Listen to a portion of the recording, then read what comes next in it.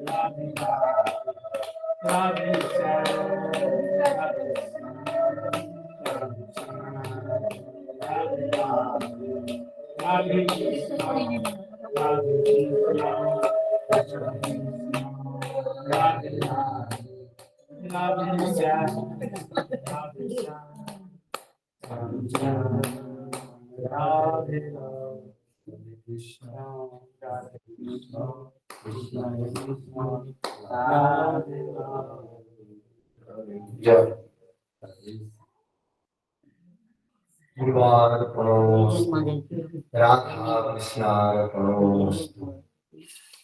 জয় গুরু রাধে। যস্য প্রসাদাৎ ভগবত প্রসাদ, যস্য প্রসাদাৎ ন গতিগত, তস্য যশস্ত্রী সন্ধ্যা বন্দে শ্রী চরণারবিন্দ। ওম সচ্চিদানন্দ রূপায় গুরবে বুদ্ধিসাক্ষিণে শ্রী হেমন্তায় বরিষ্ঠায় নমো অক্লিষ্ট কর্মণে নমো বিপ্রবরেণ্যায় জনসংঘোহিতায় চ শুভ বুদ্ধি প্রদাত্রে চ তস্मै নিত্যং নমো নমো হেমন্তায় নমস্তুভ্যং গুরবে দিব্যচক্ষুষে প্রিয়ায় প্রাণনাথায় প্রাণারামায় ते नमो नमो वरहापीडं नटवरवपु वरदयकर्णिकारं विभ्रद्वासो कनककपिशं वैजयन्ति च मालम् रन्ध्रादवेणुरजलसुधया पूरयन् गोपपिण्डै वृन्दारण्यं सपदरमणं ताविषादिजं स्तनकालकूटं जिघांस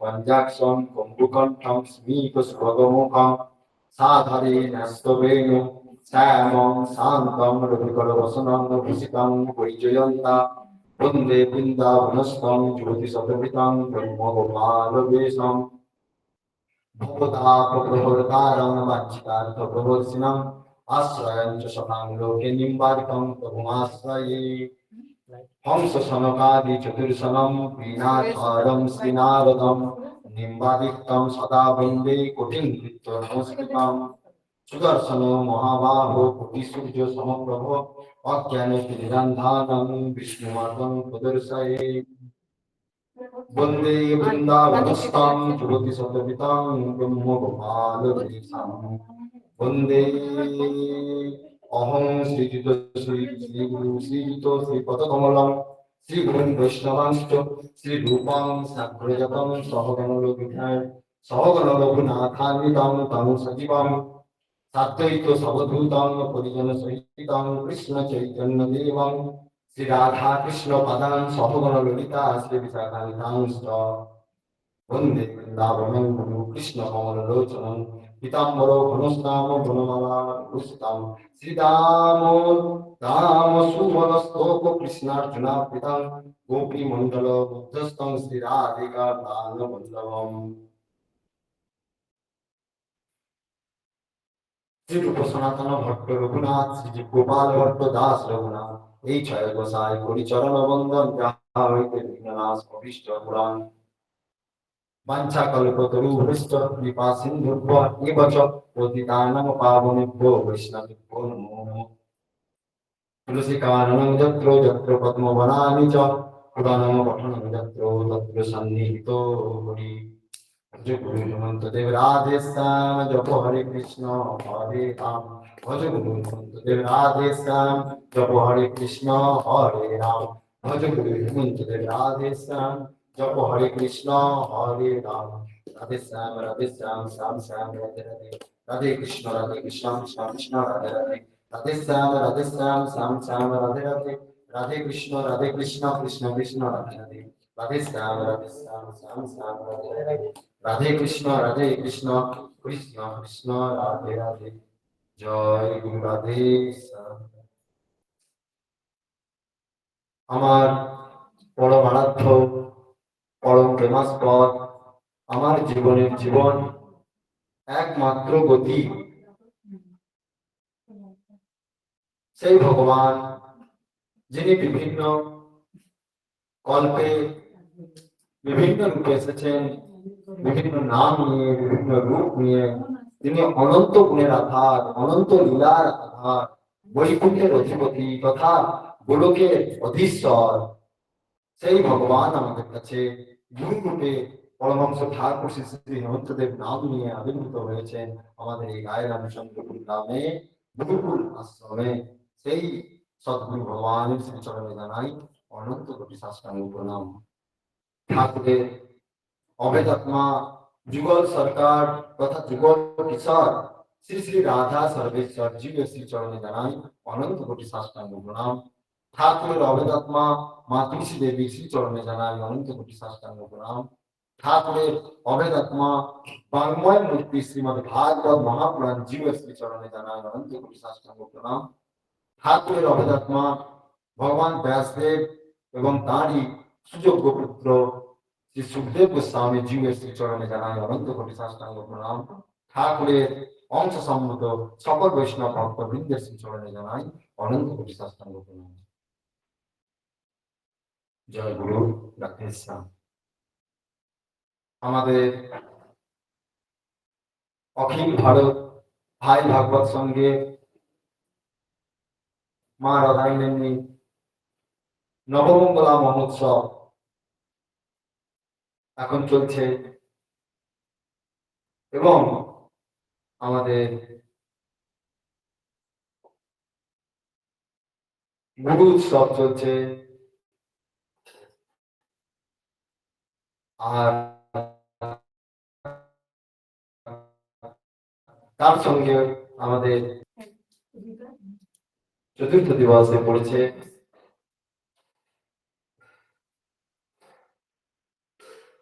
অতএব আমাদের এই সাতটা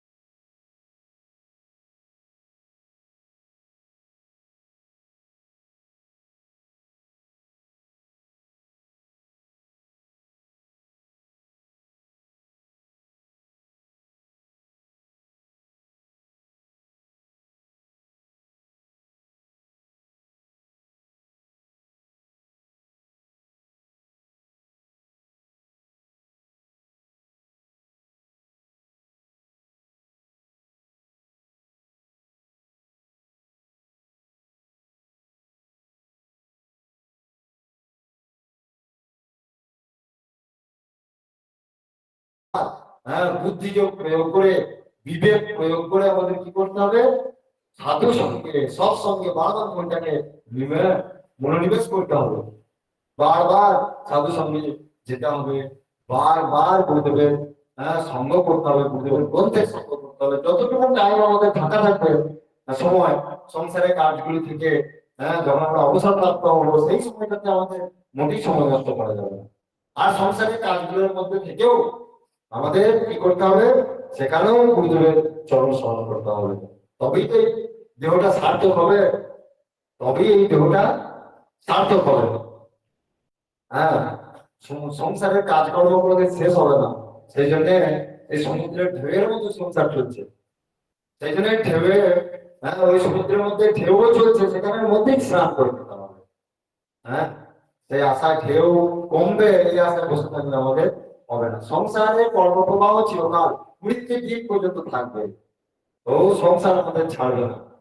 এটা দেখাই যায় আমাদের আমরা লক্ষ্য করে দেখেছি এমন কিছু কিছু বাবা তারা বলতো আর কি বর্তমানে আমাদের কাছে এসে বলতো যে যে আমরা রিটায়ার হয়ে গেলে পরে আমরা সপ্তাহে সপ্তাহে এখানে আসবো, বুঝতে পেরেছেন? নাম করছি না, তা বর্তমানে বাড়ি বলছে কিরকম তা সপ্তাহে সপ্তাহে আসবো। আগে দুঃখের বিষয় বছরে একবারও আসার সময় হয়। অত বিশাল তাদের ধন সম্পত্তির অভাব নাই, কোটিপতি বিভিন্ন বিশাল ব্যাপার, তাদের বিশাল ব্যাপার। কিন্তু দেখুন এই জন্যই বলছেন তত্রাপি দুর্লভ মন্যে বৈকুণ্ঠ প্রিয় দর্শন। ভাগবত এই কথা বলছে, বলছে এই জন্য বলছে যে ওই সকল মহাপুরুষের আবার তার থেকে সুদুর্লভ যেটা, মানে এতক্ষণ আমাদের আলোচনা হলো এই দেহটা আমাদের হ্যাঁ দুর্লভ, যদিও ক্ষণভঙ্গুর, ব্যাপারটা বুঝুন, ক্ষণভঙ্গুর ক্ষণভঙ্গুর হলেও এটা দুর্লভ। দুর্লভ দুর্লভ কেন না এই দেহ দ্বারা ভগবত সাধন ভজন হয়, গুরু সেবা হয়, হ্যাঁ গুরু সঙ্গ হয়, সাধু সঙ্গ হয়, হ্যাঁ তাহলে এই জন্য দুর্লভ। কিন্তু তার থেকেও দুর্লভ মানে সুদুর্লভ হচ্ছে বৈকুণ্ঠ প্রিয় দর্শনম। হ্যাঁ বৈকুণ্ঠ প্রিয় দর্শনম হচ্ছে বৈকুণ্ঠ প্রিয় মহাত্মা, সাধু মহাত্মা, হ্যাঁ সেই সকল মহাত্মার দর্শন অতীব সুদুর্লভ হচ্ছে। তাদের দর্শন ভাগ্যে কোন রকম জুটলেও তখন কি হয়, তখন আমরা তাদের বুঝতে পারি না, তাদের আমরা বুঝতে পারি না। সেই জন্যে বলছেন যে বারবার সাধু সঙ্গ সহায়ে, সাধু সঙ্গ সহায়ে, সাধন ভজনের সহায়ে আমাদের কি করতে হবে বলছে একমাত্র ভগবত ভজন অপেক্ষা ওই মহাত্মার ভজনা সব থেকে দুর্লভ। এটা সুখদেব গোস্বামী হ্যাঁ পরীক্ষিত মহারাজকে এই কথাটি বলছো যে হে পরীক্ষিত, তোমাকে একটি গোপনীয় কথা বলছি। হ্যাঁ তাই সেই জন্যে সেই কথা বলছেন যে তত্রাপি দুর্লভ মন্যে বৈকুণ্ঠ প্রিয় দর্শনম। হ্যাঁ সেই জন্যই বলছে যে ভগবানের অপেক্ষা ভগবানের যে আচার্য মূর্তি, ভগবানের যে আচার্য দেব ভব, হ্যাঁ উদ্ধব থেকে বলছেন আচার্য দেব ভব আচার্যাং বিজানিয়া, হ্যাঁ সর্বদেবময় গুরু, এই সকল শ্লোকগুলি হ্যাঁ উদ্ধব থেকে শোনাচ্ছেন যে আচার্যকে আমার স্বরূপ বলে জানবে এবং আমার থেকেও ওই স্বরূপের পূজা করা আরো দুর্লভ। হ্যাঁ সেই জন্য সেই কথাই ভাগবতে বলছে হ্যাঁ যে ওই রকম ব্যক্তি অর্থাৎ আচার্য গুরু ভগবানের পূজা করাটা সব থেকে দুর্লভ। হ্যাঁ সেই জন্য এইটি আমাদের বিবেক, হ্যাঁ আমাদের বিবেকের সাহায্য আমাদের মনকে বোঝাতে হবে হ্যাঁ বারবার যে আমরা গুরু ভগবানকে বেশি করে ভজনা করবো, গুরু ভগবানের মাধ্যমে আমরা কৃষ্ণ ভজনা করবো। সে কথাই বুঝে লিখেছেন হ্যাঁ যে বইতে লিখেছেন দেখবেন, গুরু তো আপনার পড়লেই পড়ে যাবেন।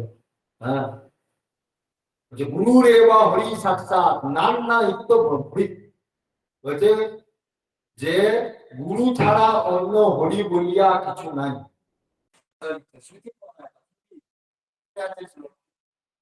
গুরু ছাড়া অন্য হরি বলিয়া কিছু, কেন বলছেন কথা কি গুরু ছাড়া অন্য হরি বলে কিছু না, কেন কেন বলছেন না গুরুই সাক্ষাৎ হরি, হরি হরি। হ্যাঁ এই জন্যই একটি মহাত্মাদের একটি বাণী আছে হরিগুরু নারায়ণ, হরিগুরু নারায়ণ। হ্যাঁ এটি বদ্রী নারায়ণে এই বাণীটি খুব চলে, হরিগুরু নারায়ণ, হরিগুরু নারায়ণ, গুরু হরি নারায়ণ, হরিগুরু নারায়ণ, গুরু হরি নারায়ণ। সেখানে তারা নারায়ণকে এবং গুরুকে আর হরিকে তিন থেকে অভেদ জ্ঞান করে তারা ওই নাম করে হরিগুরু নারায়ণ, হরিগুরু নারায়ণ, গুরু হরি নারায়ণ, গুরু হরি নারায়ণ।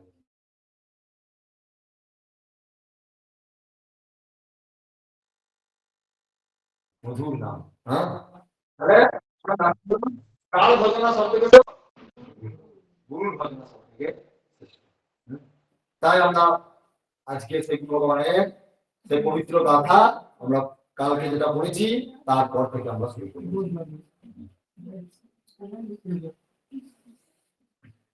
কালকে কোন পর্যন্ত হয়েছিল? হ্যাঁ কিন্তু জীবনীটা কষ্ট সব বুঝতে বলতে হবে, যত গোপন কথা ভাগ বুঝতে জানাতে হবে। হ্যাঁ বুঝেছিস?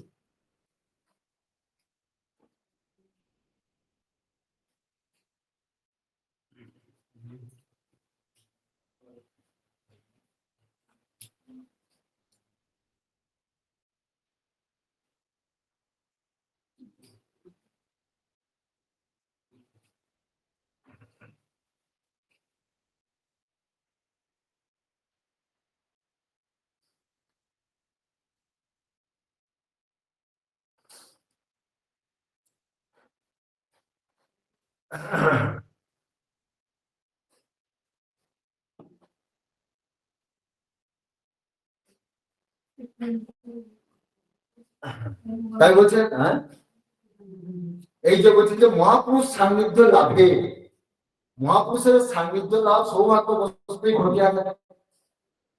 তাও সেটি পড়া হচ্ছে। হ্যাঁ মহাপুরুষের সান্নিধ্য লাভ সৌভাগ্য বস্তুই ঘটিয়া থাকে। ওই যে যেমন চুম্বক লোহাকে আকর্ষণ করে, সেরকম হ্যাঁ শিষ্য গুরুকে আকর্ষণ করে, প্রকৃত শিষ্য গুরুকে আকর্ষণ করে। হ্যাঁ যাই হোক, সেগুলো হচ্ছে গুরু শিষ্যের সম্বন্ধে জন্ম জন্মান্তর। তাই বলছে লোহা ছাড়া অন্য ইতর ধাতু ছাড়া যেমন চুম্বককে আকর্ষণ করতে পারে না, সেরকম হ্যাঁ গুরুকেও প্রকৃত শিষ্য ছাড়া আকর্ষণ করতে, অর্থাৎ গুরুর মহিমা জানতে পারে, সে কথাই বলছে নাকি। সেই জন্য শাস্ত্রকাররা গুরুর ব্রহ্মা গুরুর বিষ্ণু গুরুর দেব মহেশ্বর ইত্যাদি বলেছেন। গুরুকে মনুষ্য জ্ঞান করিতে নাই, হ্যাঁ গুরুকে দেব জ্ঞান করিতে হয়। ওই যে ভাগবতেও কে বলছেন, ভগবান উদ্ধবজিকে বললেন যে উদ্ধব, হ্যাঁ আচার্যকে আমার স্বরূপ বলে জানবে। সেইটিকে শিষ্যকে মেনে নিতে হবে যে গুরু সাক্ষাৎ ভগবান। এটি বারবার অভ্যাস করতে হবে। তাই এগুলো বলছে আমাদের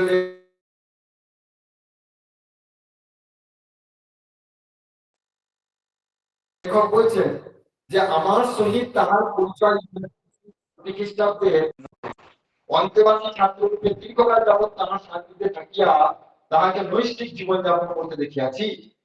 স্বহস্তে গৃহ মার্জনাদি করিয়া শৌচাদি সমাপনান্তে প্রাতঃ সন্ধ্যা সারিয়া খাটে পাতায় কম্বল দুইটির উপর বসিয়া ঘড়িটি হাতে বাঁধিয়া বিদ্যার দান করিতে বা লিখন পঠনে মনোনিবেশ করিতে এবং বাল্যভোগের প্রসাদ মাত্র গ্রহণ করিয়া বালতিতে কিঞ্চিত পরিমাণ স্নানের জল রৌদ্রতাপে উষ্ণ করিতে দিয়া পুনশ্চ লিখন পঠনে মনোনিবেশ করিতে এবং মধ্যাহ্নে সর্বাঙ্গে সরস্বত তৈল ও উত্তমাঙ্গে নারিকেল তৈল মর্দনান্তে রৌদ্রতাপে উষ্ণতাকে স্নান সারিয়া মধ্যাহ্নিক সন্ধ্যা সমাপনান্তে পরিমিত আহার গ্রহণ করিয়া বিরাসনে প্রবেশন পূর্বক পুনশ্চ লিখন পঠন কিঞ্চিত সারিয়া কিছু সময় বিশ্রামান্তে উঠিয়া পুনশ্চ বিদ্যাদান বা লিখন পঠনে মনোনিবেশ করা এবং সন্ধ্যার পূর্বে পাদাচরণা করা তাহার নিত্যদিনের অভ্যাস। বোঝা গেল? তার মানে কি ওনার এগুলো নিজের কাজ ছিল কি না, অতি প্রত্যক্ষতা ব্রাহ্ম মুহূর্তে। হ্যাঁ একদম 2:30 থেকে উঠে যেত, ব্রাহ্ম মুহূর্তের পূর্বে উঠে যেতেন, 2:30 থেকে উঠে যেতেন, 2:30 থেকে। হ্যাঁ সেই সময় থেকে উঠতেন।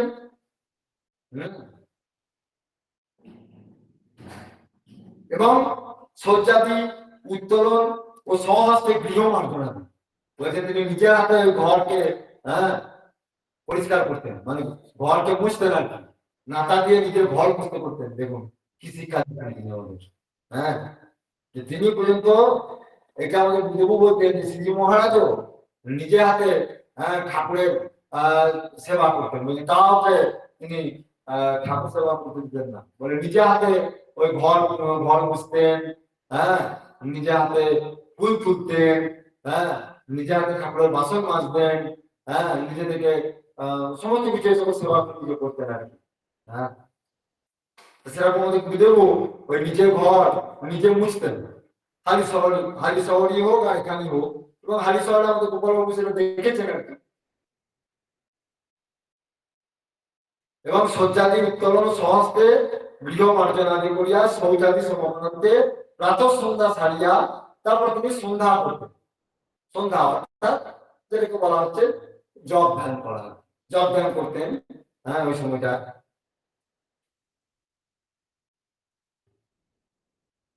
আরেকটি এই সময় মনে পড়ছে যে যেটি যা আমাদের নিজেদেরও দেখা, উনি ওই ঘুম থেকে উঠে, আগে একটি ঘুম থেকে উঠতেন, উঠে পড়ি রাত্রি 2:30টার সময় উঠে লাইট শব্দ, অন্ধকার থাকতো তো, যে ওই টর্চটা থাকতো না কাছে, ওই টর্চ দিয়ে ওই আগে প্রথমেই দেখতাম ওই নারায়ণের চরণটিতে আগে দর্শন করতেন, নারায়ণের চরণটিকে দর্শন করতেন, তারপরে রাধা কৃষ্ণকে দর্শন করতেন। রাধা কৃষ্ণ দর্শন করে তারপরে আস্তে আস্তে উঠে দিতেন বিছানাতে বসে, আর ওই মুখে কখনো কখনো বলতেন হ্যাঁ হা কৃষ্ণ, হরি বল, আর রাধে, আর কখনো জয় রাধে, হ্যাঁ রাধে শ্যাম, এই যখন যখন এরকম একটা করে ঘুম থেকে উঠি একটা কিছু, আবার কখনো কখনো নারায়ণ, এটা বলতো নারায়ণ, হরি নারায়ণ, হরে নারায়ণ, হম হরে নারায়ণ, এটা খুব করতেন, হরে নারায়ণ এটাও করতেন। হ্যাঁ, শ্রীকৃষ্ণ শ্রীকৃষ্ণ শ্রীকৃষ্ণ এটা করতেন যখন, হ্যাঁ এরকম ঘুম থেকে উঠি করে করতেন, যেভাবে যখন থাকতেন এটি করতেন। তারপরে হ্যাঁ বিছানাতে বসে এই আত্মটি করে ঘুমটা দিতেন, একবার আত্মটি করে ঘুমটা দিতেন। একবারে সকাল 5টা 5:30 পর্যন্ত এতটা করে ঘুমটা থাকতেন, তারপরে উনি ঘুমটা দিতেন। আর সেই সময় কোনো কথা বলতেন না, ওই সময়টা কারোর সঙ্গে কোনো কথা বলতেন না, কারোর মুখও দেখতেন না, আর কোনো কথাও বলতেন না, যা কিছু করতেন ইশারা করতেন, ইশারা করতেন সব। আর ওই ঘুম থেকে উঠেই ওই বিছানা থেকে নিচে নেমে ওই ভূমিকে প্রণাম করতেন, ভূমিটা প্রণাম করতেন, তারপরে হাতগুলি দেখতেন, নিজের দুটি হাতকে দেখতেন, আর ওই মন্ত্রগুলি করতেন। এইভাবে ওনার সকালবেলাটা ওঠা হয়, ভোরবেলায় আর কি, 2:30টা ব্রহ্ম মুহূর্তে। তারপরে উনি শৌচ কাছে যেতেন, মুখ ধুতেন, সবকিছু করতেন। এবং এই সকল করিয়া তারপর উনি খাটের পাতা কম্বল দুইটির উপর বসিয়া, উনি তো হ্যাঁ বিছানা ব্যবহার করতেন না এখানে, তাও ওনার মায়ের দেওয়া ছেঁড়া কোথা কোথাও ছিল, আর ওখানে তো শুধু কম্বল ছাড়া কিছু ছিল না, খালি শহরে ওই কম্বলটা, কম্বল ছাড়া আর কিছু থাকতো না ওখানে, বিছানাটা জন্য ছিল না। হ্যাঁ, সেই কম্বলের উপর বসে হ্যাঁ আবার কি করতেন তিনি, সকালবেলায় চা সেবা করার পর হ্যাঁ আমার এই ছাত্রদের পড়াশোনা করতেন, ছাত্রদের অন্তর্বাসী ছাত্রদের ওখানে, ওটা টোল, তখন তো টোল ছিল, ওখানে অনেক ছাত্র বাস করতো টোলেতে, তাদেরকে আমার সকালবেলায় চাটা সেবা করার পর তাদেরকে বিদ্যা দান করতেন, পড়াতেন বিভিন্ন বেদান্ত, ব্যাকরণ শাস্ত্র, বিভিন্ন শাস্ত্র, সংস্কৃত পড়াতেন। তারপর বেলাতে হ্যাঁ একটা বালতিতে ওই একটুখানি রোদে রোদে একটু জল দিয়ে দিতেন, এবং ঈশ্বর কৃষ্ণ সেই জলে উনি স্নান করতেন, তাও সামান্য, মানে 1 মুখ জল, 1 মুখ জলে স্নান চিরকাল অভ্যাস। যাই হোক, এইভাবে ওনার দিন যাপন হয়। অতঃপর আচ্ছা, তারপরে এইভাবে সারাটা দিন কেটে গেলে সন্ধ্যেবেলা একটুখানি পায়চারি করতেন, এটা বরাবরই অভ্যাস ছিল না, সন্ধ্যেবেলা পায়চারি করা আমার বরাবর অভ্যাস ছিল। এ কারণটাই আমরা দেখতাম হ্যাঁ সন্ধ্যেবেলা পায়চারি করতেন, আমরা হাতি শহর সন্ধ্যেবেলাটাতে বারান্দাটাতে পায়চারি করতেন, এবং আমাদেরকেও বলতেন যাও পায়চারি করো, এই সময়টা যাও, এখন বসে থাকো না, ওই দিকে মাঠ দিয়ে চলে যাও, পায়চারি করো, ওইসব পায়চারি করা করতেন।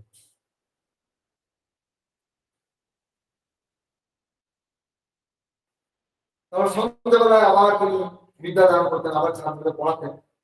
হ্যাঁ, অতঃপর সন্ধ্যা আহ্নিক সমাপনান্তে পুনশ্চ বিদ্যাদান বা লিখন পঠন করা, এবং রাত্রে রুটি আহার কিঞ্চিত বিরাসনে বিশ্রাম গ্রহণ করিয়া আবার রাত্রেবেলা তিনি তখন রুটি গ্রহণ করতেন, রুটি সেবা করতেন।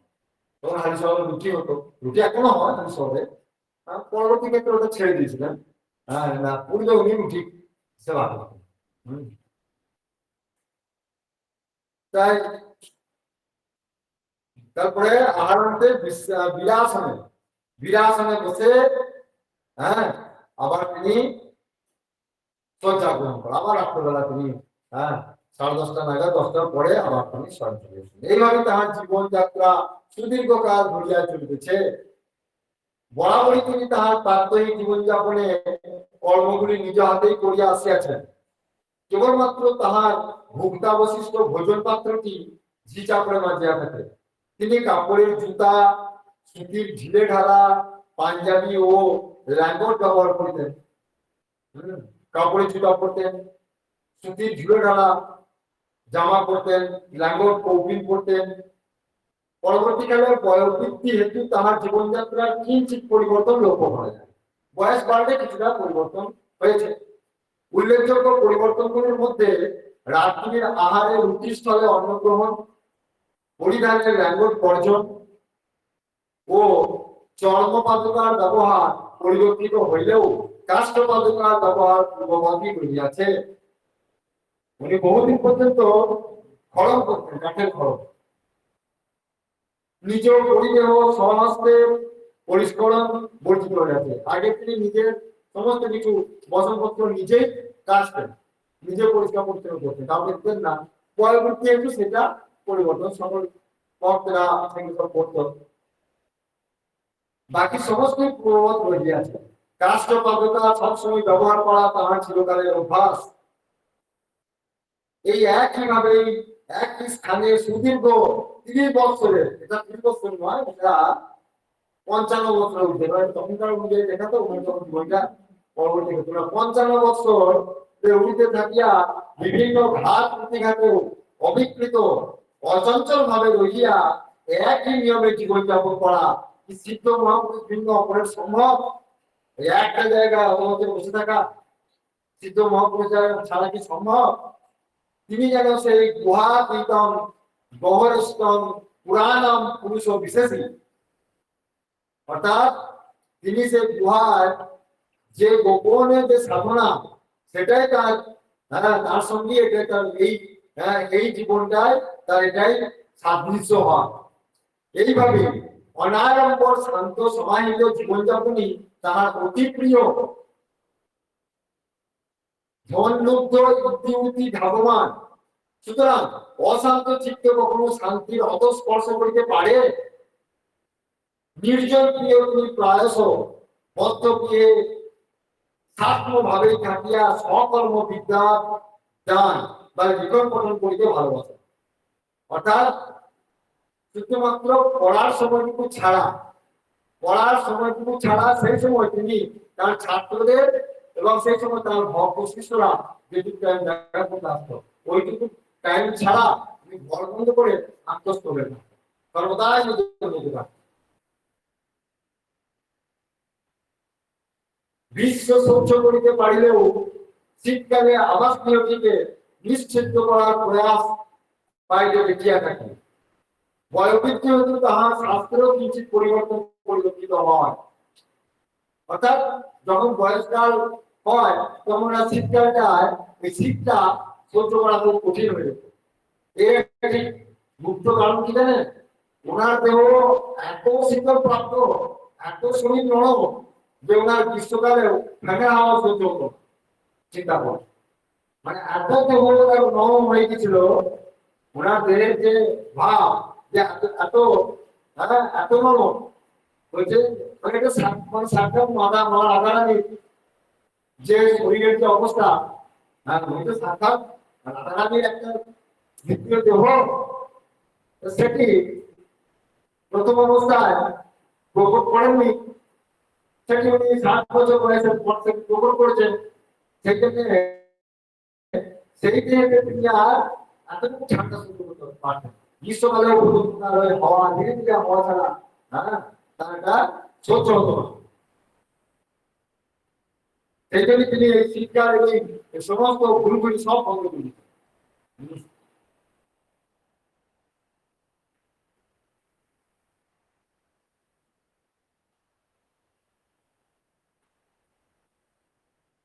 পূর্বে তিনি কাহার প্রতি দীপপাত না করিয়ায় প্রয়োজনীয় সংলাপ করতেন। দেখুন, তিনি যখন কথা বলতেন কারো মুখের দিকে সরাসরি তাকিয়ে কথা বলতেন না, সবটাই আর চোখে কথা বলতেন। অযাচিত ভাবে কাহাকেও কোনো কিছু বলা বা বৃথা সংরক্ষণ করা উভয় তার স্বভাবযুক্ত ছিল।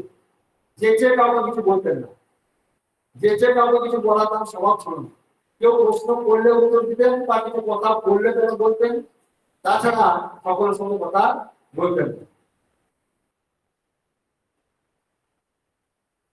তাহার জীবনের এই গুণগুলি শ্রীমদ্ ভাগবত গীতার সেই উক্তিগুলি স্মরণ করাইয়া যায়। এই কথা দুর্বল আমাদেরকে বলতেন। যখন হাজি শহরে আমরা প্রথম যখন গেছি, তখন বলতেন দেখো, আমি আজকে 50-55 বছর এই পাশের বাড়ি পর্যন্ত আমি যেতে হবে। এই পাশের বাড়ি ওই গোপাল থাকে, ওই গোপালের ঘরটা থেকে আমি ফিরে করতে টাকায় বুঝতে বলতেন। ওদিকের বাড়ি তো দূরের কথা, ওই পাশের বাড়িতে আমি কোনদিন টাকাই নেই। 50-60 বছর হয়ে গেল। হ্যাঁ, এইরকম ভাবে আমি এখানে কাটিয়েছি, তবে যে এই জায়গায় টিকে থাকতে পেরেছি।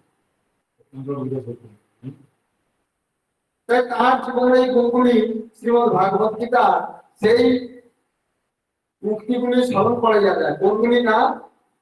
विविक्त सेवी लंबासी जगोपान काय मानसम ध्यान योग परो नित्यम वैराग्यम समुपासित अहंकारम बलम दर्पम काम प्रदम परिग्रहम विमुच्य निर्ममो शांतो ब्रह्म भूयाय वर्तते।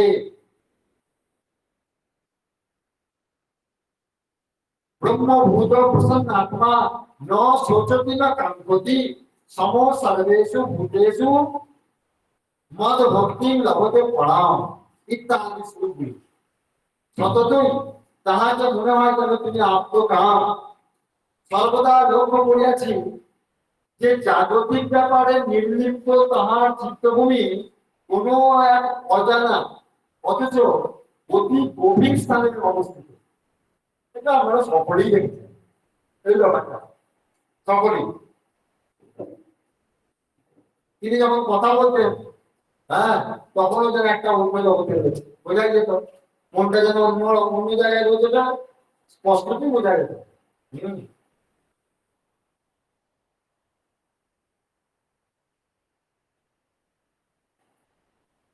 এইটা একবার ঘটনা। একবার ওদেরকে তেল মাখানো হচ্ছে, ওই সময়টায় মহাসভা দুটোকে তেল মাখিয়েছে। তেল মাখানো হয়ে যাওয়ার পরে তেল মাখানো হয়ে যাওয়ার পরে আপনি জলটা একবার দেখুন, ঠিক মানে জলটা আপনার ওই গরম জল ঠান্ডা জল মিশিয়ে তো ঠিক করা হতো। জলটা দেওয়া হচ্ছে, জলটা আবার দেখুন ঠিক হয়েছে কিনা, এবার তারপর স্নান করানো হবে। তখন বুঝতে বলছে মা এখন স্নান আপনি আগে তেলটা মাখাও, তারপর স্নানের জলটা দেখবো। তো মা তো বলছে যে কখন তেল মাখানো হয়ে গেছে। হ্যাঁ, বলছে বলছে এই মা কখন তেল মাখালে মা যাবো, এখন তেলই মাখায় না, মা আমাকে জল দিয়ে দিয়েছে। অনেকক্ষণ তেল মাখানো হয়ে গেছে, আপনি কোথায় ছিলেন? বলছে এই বাবা তেল মাখানো হয়ে গেল। বুঝতে পারলাম, চিন্তা করলাম। তারপর ধরা হলো চোখে, আমরা সবাই মিলে ধরলাম, মহাশয় আমি সবাই মিলে আমরা তখন ইয়ে করলাম, যখন আমরা বলেছি সবাই মিলে। হ্যাঁ, এটা আপনাকে বলতাম কোথায় ছিলেন। হাসি মুখে মৃত্যু অবস্থা থাকলে তো কিছু বলা যেত না, হাসি মুখে যখন থাকতো তখন সব কিছু হতো না। তখন বলতে আপনাকে বলতাম কোথায় ছিলেন, বললো ঠিক করে বলতো। তখন আস্তে আস্তে বলছে ওই আমার ভক্তগুলোকে একবার দেখে এলাম। তো আপনার ভক্ত কি একটা আছে? আপনার 1,00,000 ভক্ত আছে, এখনো কতগুলোকে কি করে দেখলেন? তখন বলছেন আমার আবার দেখতে বেশি সময় লাগে নাকি, বলে আমার 1 সেকেন্ড লাগে। কথাটা দেখুন, বলছে 1 সেকেন্ডে দেখতে হবে। বলছে কোথায় কোথায় কি ছিলেন? এই আজকে একজন আমাদের ভক্ত এসেছিল, বাংলাচার বড় মানে মহান দেখি বলতেন বাংলাচার বড়। হ্যাঁ, আজকে এসেছিল না, উনি এসেছিলেন। তার মনে পড়ে গেল, তখন বলছেন বলে ওই একবার, হ্যাঁ, ওই বড় বৌমা কি করছে ও দেখলাম। হ্যাঁ, ওই গ্রিন পার্ক হয়ে ঘুরে এলাম। হ্যাঁ, ওই বোম্বে হয়ে, ব্যাঙ্গালোর হয়ে, দিল্লি হয়ে, বৃন্দাবন হয়ে, একবারে গোটা ভারতবর্ষকে চক্কর দিলাম, যেখানে সব ভক্ত আছে, সমস্ত ভক্তকে দেখে আছে। তাহলে দেখুন 1 সেকেন্ডের মধ্যে সব দেখা হয়ে যাবে বলছে। এটা শাস্ত্রেরই কথা। তার মানে দেখুন হ্যাঁ, এই জন্য না শাস্ত্রের কথা বুঝতে খুব দেরি হয় না। যখন বুঝে জবাব দিচ্ছেন যে আমার মা 1 সেকেন্ড দেখতে লাগে, এই তো কোনো 1 সেকেন্ড 1 লাখ শিষ্যকে দেখা হয়ে যায়। আরে 1 লাখ 1 সেকেন্ডে 1 লাখ শিষ্য যেখানে 1 সেকেন্ডে গুজবের গোটা ব্রহ্মাণ্ডের সমস্ত জীবকে দেখা হয়। কি করে না, ভাগবতী সেই কথা বলছেন। হ্যাঁ, বলছেন যে ভগবানের শরীরে সেকেন্ডের মধ্যে কোটি কোটি ব্রহ্মাণ্ডের বুদ্ধের মতো ঘুরছে। হ্যাঁ, বলছে আর ভাঙছে, বলছে আর ভাঙছে। সেকেন্ডের মধ্যে 1 সেকেন্ডের মধ্যে লয় অলয় সব কিছু হয়ে যাচ্ছে। তার মানে যেটা কোন লোকের কথা, ভগবানের লোকের, মানে গুরুদেবতা এই লোকের নয়, আমরা হচ্ছে এই লোকের, আমাদের দেহ হচ্ছে এই লোকের। আর দুটো বলতে গোলকে, আমরা ভূলোকে, উনি হচ্ছে গোলকে, গোলকে। হ্যাঁ, বৈকুণ্ঠ লোকে। সেখানে সেকেন্ডের মধ্যে এই ব্রহ্মাণ্ড তৈরি হচ্ছে আবার ধ্বংস হচ্ছে। মানে 1 সেকেন্ডের মধ্যে হাজার হাজার যুগ বেরিয়ে যাচ্ছে, বুঝে দেখুন। এই কথা পুরাণে বলা হয়। তো আপনারা একটা জিনিস এমনি দেখে বুঝতে পারবেন সাধারণত, যে আমাদের কাছে দিন অনুযায়ী আমাদের 365 দিনে 1 বছর, সেইটা দেবতাদের কাছে একটা দিন। সেইটা দেবতাদের কাছে একটা দিন, বুঝলেন, দেবতাদের কাছে একটা দিন সেইটা। আবার দেবতাদের মধ্যে ইন্দ্রের কাছে সেইটা আবার একই বেলা। আবার সেইটা আবার ব্রহ্মার কাছে একটা মুহূর্ত সেইটা। তাহলে ভগবানের কাছে বুঝলেন, ভগবানের কাছে সময়ের পরিমাপই নাই, সে অনেক হিসাব করতে হবে। মানে ওরকম কয়েকটা কল্প আসবে, তারপরে 1 সেকেন্ড, বুঝলেন। সেইটি বুঝতে আসল সত্য কথাটি বলবি, ঠিক আছে। 1 সেকেন্ডে সব দেখা হয়ে যাবে। হ্যাঁ, তাহলে এইভাবে তিনি, হ্যাঁ, এই গোটা বিশ্ব ব্রহ্মাণ্ডকে চালাচ্ছেন আর কি। যাই হোক, তাই তিনি সর্বদাই আত্মস্থ থাকতেন ওইভাবে। হ্যাঁ,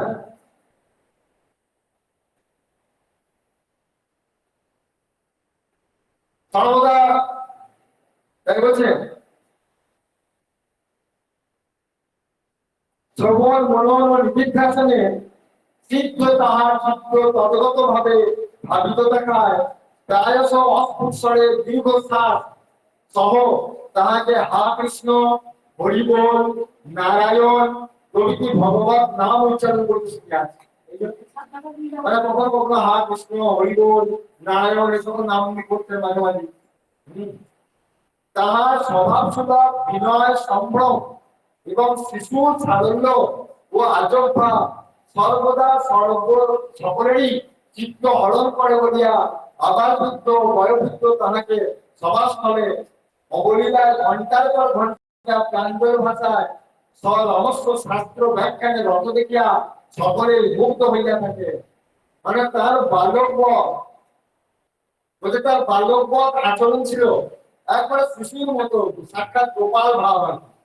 শিশুর মতো, গোপালের মতো তার আচরণ থাকায় বলছে যে তার ওই মুখের কথা শুনবার জন্যে, হ্যাঁ, সবার মধ্যে, হ্যাঁ, বড় বড় মহাত্মা, হ্যাঁ, দীর্ঘ সময় শুনতো আর মুগ্ধ হয়ে যেত তার মুখের কথা শুনে। চিন্তা, তাই বলছে সাংখ্য ও শঙ্কর দর্শনে সুপণ্ডিত হওয়া সত্ত্বেও শ্রীমদ ভাগবতের ভক্তিভাব তাহাতে লক্ষ্য করিয়াছি। সাংখ্য মানে জ্ঞান, অর্থাৎ তিনি বিখ্যাত জ্ঞানী হলেও, তিনি বেদান্তি বিখ্যাত বেদান্তি হলেও, তিনি জ্ঞানী হলেও তার মধ্যে ভাগবত ভক্তিটাই সব থেকে বেশিরভাগ আমরা লক্ষ্য করে আছি। তাহার সহিত বিভিন্ন দেবালয়ে ভ্রমণ করিয়া তাহাকে ভাবস্থ হইয়া প্রণাম করতে দেখিয়াছে আশ্চর্য হইয়া বহুমান। তাহার সহিত শ্রীপাদ রায় রামচন্দ্রপুর, মানে গোপাল বাবু, তিনি পুজোর সঙ্গে এখানে এসেছিলেন আর কি, সঙ্গে সে কথা বলি যে তার সঙ্গে বিভিন্ন জায়গায় গেছি। কোথায় কোথায় শ্রীপাদ রায় রামচন্দ্রপুর নামে গুরু ধামে এসেছেন। আমার মনে হচ্ছে যেন আমি পরম সখা সহ দিব্য ধামে ভ্রমণে আসিয়াছি।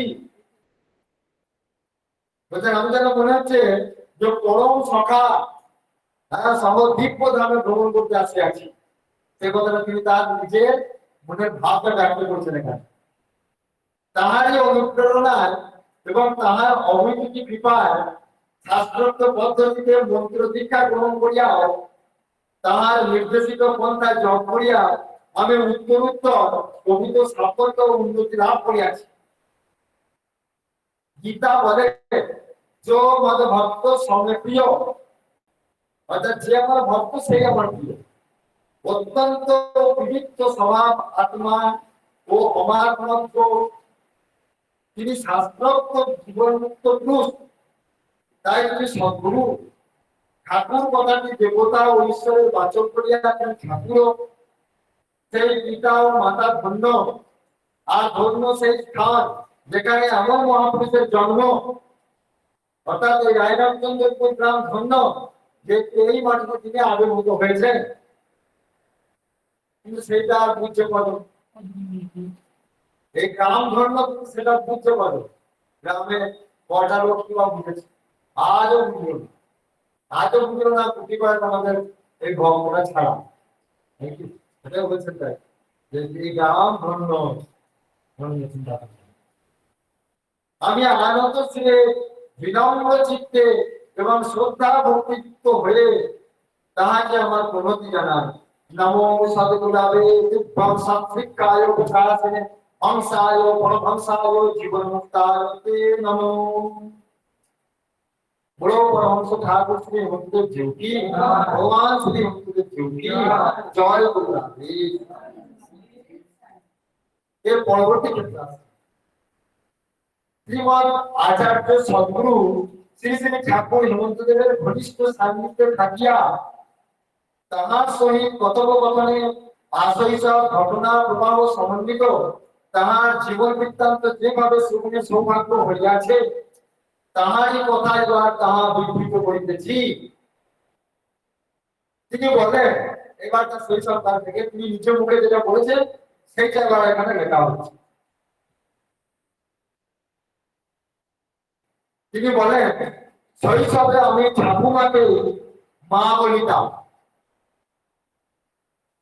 আর মাকে বলিতাম বৌমা। এই দুইটি বলি আমি আমার মা ও ঠাকুমার নিকট হইতে গ্রহণ করিয়াছি। এখানে কি সুন্দর আনন্দ লাগে। মনে হচ্ছে সেই ছোটবেলাতেই আমাদের ঠাকুরকে যখন ভাবতে আসছে না, ছোটবেলা সেই ঠাকুর, হ্যাঁ, এই কথাগুলো যেন শোনাচ্ছেন মনে হচ্ছে। মায়ের নিকট হইতে ঠাকুমাকে মা বলা শিখিয়েছিলাম, এবং ঠাকুমার হইতে মাকে বৌমা বলা শেখাও। বুঝতে পেরেছেন? হ্যাঁ হ্যাঁ, ওনার মা বুঝতে পেরে ঠাকুমাকে মা বলতে, সেই জন্য উনি ওনার ঠাকুমাকে মা বলতেন, মায়ের কাছে শিক্ষা। আর ওনার ঠাকুমাদের কাছ থেকে শিখেছেন ওনার মাকে বৌমা বলতেন, উনিও ওনার মাকে বৌমা বলতেন। হ্যাঁ, যদিও কেউ আমাকে ওই শিক্ষা দেন নাই। ঠাকুর বলেন, আমার পিতা আমার ঠাকুমার পালিত সন্তান, আমার পিতৃদেবের গর্ভধারিণীকে আমি কোনোদিন দেখি নাই।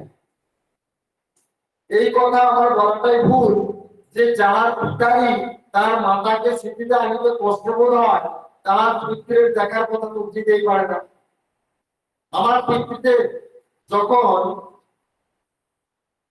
2-4 বছরের শিশু, তখনই তাহার মাতা ওই পালিত মাতার হস্তে তাহাকে সঁপিয়া দিয়া গত হয়ে যায়, অর্থাৎ দেহত্যাগ করে। শ্রী শ্রী ঠাকুর তাহার বংশ পরিচয় সম্বন্ধে বলেন, আমরা এই রায়রামচন্দ্রপুর গ্রামের আদি বাসিন্দা। দেখুন চিন্তা করুন, এই জন্য গুরুদেব না আমাকে বলতেন, কখনো কখনো কিছু কারণে এখানে রাজবসত বলতেন, কেউ বিরোধিতা করলে কিছু করলে তখন গুরুদেব বলতেন যে আমরা আদি বাসিন্দা, আমরা উঠে এসে বসা নই। এবার গুরুদেব বলতেন তখন। আমার পিতৃদেবের নাম শ্রী কাশীভূষণ মুখোপাধ্যায়, পিতামহের নাম নবকুমার মুখোপাধ্যায়, প্রপিতামহের নাম ক্ষুদিরাম মুখোপাধ্যায়। ক্ষুদিরাম মুখোপাধ্যায়ের 2 পুত্র নবকুমার মুখোপাধ্যায় ও কেদারনাথ মুখোপাধ্যায়। নবকুমার মুখোপাধ্যায়ের পুত্র আমার পরমারাধ্য পিতা শ্রী কাশীভূষণ মুখোপাধ্যায়। কেদারনাথ মুখোপাধ্যায়ের পুত্র তুল্য দাস শ্রী শক্তি কুমার মুখোপাধ্যায়। শক্তি কুমারের পুত্রদ্বয় পুত্রত্রয় তিনটি পুত্র ছিল তার, শ্রী প্রদীপ কুমার মুখোপাধ্যায়, শ্রী উজ্জ্বল কুমার মুখোপাধ্যায় ও শ্রী পার্থ কুমার মুখোপাধ্যায়। ঠাকুরের পিতা শ্রী কাশীভূষণ মুখোপাধ্যায়ের এক পুত্র ও এক কন্যা বর্তমান, মানে সেই সময়টা এটা লেখা তো, সেই জন্য সেই সময়টার কথাটা তিনি বলছেন। তখন আমাদের গুরুদেব এবং তার এক বোন ছিল, সেই সময়টার কথা। দেখুন এই কথাগুলো শোনা মাত্রই কি হবে বলুন তো, হৃদয়টা ভগবান প্রবিষ্ট হয়ে যাবে। মানে এটা প্রত্যক্ষ, আমাদের প্রত্যক্ষ ভগবানের লীলা কথা আস্বাদন করছি না। আজকে আমরা গ্রন্থ ভাগবতের মাধ্যমে 5000 বছরের পূর্বের কথা আমরা আস্বাদন করি, সেটা দুর্লভ, সেটা তো আমাদের পাপ পাপ দূর হয়ে ভগবত প্রাপ্তি হয়। কিন্তু এইটা আবার সুদুর্লভ, দুর্লভের থেকেও সুদুর্লভ। এই যে কথাগুলো শুনছি মনে হচ্ছে না, দেখুন আশ্চর্য ব্যাপার যে সাক্ষাৎ প্রত্যক্ষ ভগবান, এটা তো 5000 বছর আগেকার কথা গ্রন্থ ভাগবতে। আর আজ আমরা এই ঠাকুরের জীবনী ভাগবতে থেকে আমরা 5 বছর আগেকার ভগবানের কথা আমরা পাচ্ছি। তাই হচ্ছে পুত্র শ্রী হেমন্ত কুমার ও কন্যা রেণুকা দেবী, মনোহরপুরের শ্রী তারাশঙ্কর বন্দ্যোপাধ্যায়ের মাতৃদেবী। মনোহরপুরের মানে যেখানে আমাদের আমাদের রাধানন্দ কিশোর জি রয়েছে, রাধানন্দ কিশোর জি যে আশ্রম, ওখানে বোনের বাড়ি। যার এখন তো উনিও গ্রেপ্তার করেছেন। ঠাকুর তাহার মাতৃদেবীর নাম বলেন ঈশ্বরী উমা শশী দেবী, মাতামহের নাম নরেন্দ্রনাথ বন্দ্যোপাধ্যায়। মাতামহ অপুত্র ছিলেন, তাহার কেবলমাত্র 2 কন্যা, জ্যেষ্ঠা কন্যা উমা শশী দেবী, কনিষ্ঠা কন্যা বেলারানী দেবী, 5 রায় শ্রী বলদেব চট্টোপাধ্যায়ের মানসী দেবী। 5 রায় যেখানে গুরুদেবের আবির্ভাব তিথি পালন হতো বলরাম বাড়িতে। মাতামহ দেবেন্দ্রনাথ বন্দ্যোপাধ্যায়, মাতার নাম রাকালী দেবী, ঈশ্বরী রাকালী দেবী। মাতৃকুলের স্থান বাঁধগাছা, অর্থাৎ বাঁধগাছা আমাদের গুরুদেবের মামার বাড়ি। সেই জন্য ওনার পিতৃধাম আবির্ভাব হচ্ছে বৃন্দাবন ধাম, আর বাঁধগাছার মাতৃকুল হচ্ছে বর্ষনা ধাম। সেই জন্য বাঁধগাছা আশ্রম হচ্ছে আমাদের বর্ষনা, আর এটি হচ্ছে আমাদের বৃন্দাবন। আর ওই যে বাঁধগাছা আশ্রমের যে বাঁশ গাছ, ওই বাঁশ গাছ দিয়ে ভগবান কৃষ্ণের বাঁশি তৈরি হয়েছে। গুরুদেব অক্ষয় তৃতীয়ার সভা তৈরি নিজে বর্ণনা করেছে এই বাঁধগাছা মাতৃকুলের কথা। চিন্তা করুন, ভগবান আগে থেকে সব ঠিক করে রেখেছেন।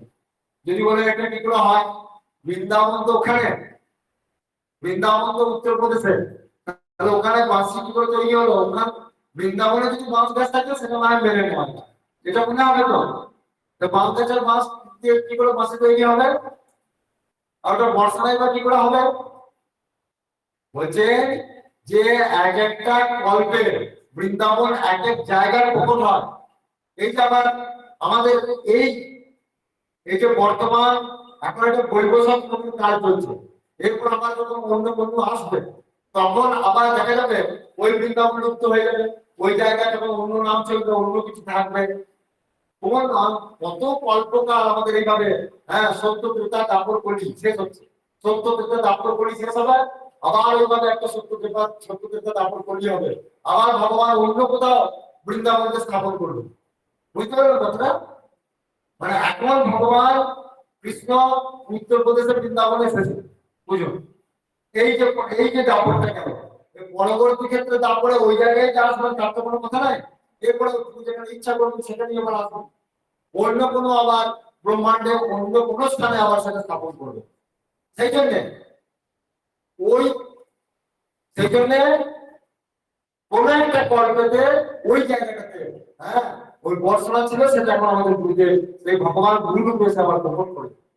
দেখুন এই একটি ঘটনা কিছুদিন আগে আমরা শ্রবণ করছিলাম, ইস্কনের একজন মহাত্মা, নামটা আমি ভুলে যাচ্ছি, তিনি 1 চক্রা ধাম আছেন, ভালো প্রশ্ন, 1 চক্রা ধাম। সেখানে মনে হয় যিনি বলছেন ভক্তি ছাড়া শান্তি হতে পারে। হ্যাঁ, যাই হোক, তা খুব সুন্দর কথাটা বললেন, খুব ভালো লাগলো। শাস্ত্র প্রমাণ দুটো কথা সেখানে গিয়ে বললেন, ওখানে তিনি বর্ণনা করছেন এক চক্র ধাম বীরভূমে, অর্থাৎ গীতায় বাড়ি। সেখানে গিয়ে গোপালের একটি ঘাট আছে এবং সেখানে একটি গোচারণ ক্ষেত্র আছে। সেখানে সবাইকে পান্ডারা বোঝায় যে এই জায়গাটাতে গোপাল প্রত্যেকদিন গরু চড়াতে, এই ঘাটটাতে গোপাল ব্যবহার করতেন এরকম। তখন সেটা ওনাকে সবাই প্রশ্ন করছে, বলছে আমাকে সবাই প্রশ্ন করছে এটা কি করে হয়, এখানে কি করে গোপাল বৃন্দাবন তো ওখানে গরু চালাতেন, এখানে কি করে গরু চালাবেন? তখন তিনি বলছেন যে এইগুলি মেনে নেওয়া খুব প্রয়োজন। বলছে আমাদের তো দূরদৃষ্টি আমরা তো দূরদৃষ্টি সম্পন্ন ব্যক্তি নয়, বলে সিদ্ধ মহাপুরুষগণ সমস্ত খবরাখবর সব জানেন, তারা সব কিছু দেখতে পান। বলে এই জন্য এই জায়গাটায় নিত্যানন্দ মহাপ্রভু পূর্বেই বলে দিয়েছেন যে কোন একটা কল্পে এই জায়গাটাতে বৃন্দাবন ছিল, ওই জায়গাটা বৃন্দাবন ছিল। সেখানে সেই সময় গোপাল ওই জায়গাটা গোচারণ ক্ষেত্র, ওই জায়গাটা গোচারণ ক্ষেত্র ছিল। ওইখানে গোপাল ওই মাঠেতে, ওখানে একটা মাঠ ছিল বিশাল, ওখানে গিয়ে ওই মাঠে গরু চড়াতো। সেরকম মহাপুরুষরা যেগুলি বলে সেগুলি আমাদের মেনে নেওয়াই উচিত। এই জায়গাটা বৃন্দাবন পুকুরে, এই জায়গাটা বৃন্দাবন ছিল, এখনো আছে, কিন্তু ভবিষ্যতে আগে এখানটা তো গোটা 84 বৃন্দাবন এখানেও ছিল। এখন সেটা প্রচ্ছন্ন ভাবে আছে, তখন গোবর ভাবে ছিল। কত কত কর্মই ভাবে পেরিয়ে গেছে, সেই জন্য কোনোটাই চিন্তা নয়। ঠাকুরের দিকের মুখের কথা বলা। যাই হোক, তাহলে মাতৃকুলের স্থান পাবনা। শ্রী শ্রী ঠাকুর বলেন আমাদের বাড়িতে পূর্বে দুর্গোৎসব ও শ্রী শ্রী জগদ্ধাত্রী মাতার পূজা খুব সমারোহে হইত। আবার মন্দিরে নারায়ণ বাসুদেব বুড়ো শিবের পূজার ঘটাও ছিল খুব। বুঝতে পেরেছেন কোন জায়গা পর্যন্ত দুর্গা পুজো? ওইখানটা মাতৃভবন। দুর্গা পুজো হতো, জগদ্ধাত্রী পুজো হতো, পরবর্তী ক্ষেত্রে আবার সেখানে কালী পুজো হয়েছে, অন্নপূর্ণা পুজো হয়েছে। আর এখানকার ওনাদের আরেকটি বাবা বুড়ো শিব, তিনখানা শিবও আছেন, আর শালগ্রাম বাসুদেব নারায়ণও থাকতেন। এটা ওনার এই মিটের মানে ওনাদের কুলদেব দেবী আছে, এগুলো ছিল। পূজার ঘটাও ছিল খুব। পূর্বে 3টি শিবলিঙ্গ ছিল। প্রাচীন শিবলিঙ্গ একটি ভগ্ন হওয়ায় তাহার পরিবর্তে নূতন একটি শিবলিঙ্গ হেমন্তেশ্বর নামে প্রতিষ্ঠিত হইয়াছে। অর্থাৎ ওই তৃতীয় শিবলিঙ্গটা মানে গৌরাঙ্গ যে ঘরটা রয়েছেন তার আগের যে লিঙ্গ, আগের যে শিবলিঙ্গ ওইটি বুঝতে পারবেন। আর তার আর এদিকে আমাদের রাস্তাতে ঢুকতে বাঁ দিকে যেটা পুরো সেটা সামনাসামনি, এইটা হচ্ছে আমাদের গুরুদেবের বাবার নাম। ওইটি গুরুদেবের নামে গুরুদেবের বাবার নাম, অর্থাৎ কাশী বিশ্বেশ্বর, কাশীনাথ বা বিশ্বেশ্বর এটি নাম। আর এই কিন্তু বাবা বুড়ো শিব নাম। অতএব উপস্থিত ও ওই 3টি শিবলিঙ্গই এখন বর্তমান আছে। শিব মন্দিরের নকশা দেখলেই তাহার প্রাচীনতা উপলব্ধি করা যায়। কাজে এই স্থান শৈব শাক্ত ও বৈষ্ণবের মিলন ভূমি। সেই জন্য এই স্থানকে আমাদের শাক্ত স্থানও বটে, শৈব স্থানও বটে, আবার বৈষ্ণব স্থানও বটে। এখানকার বুড়ো শিব অতি জাগ্রত দেবতা, বাবা বুড়ো শিব।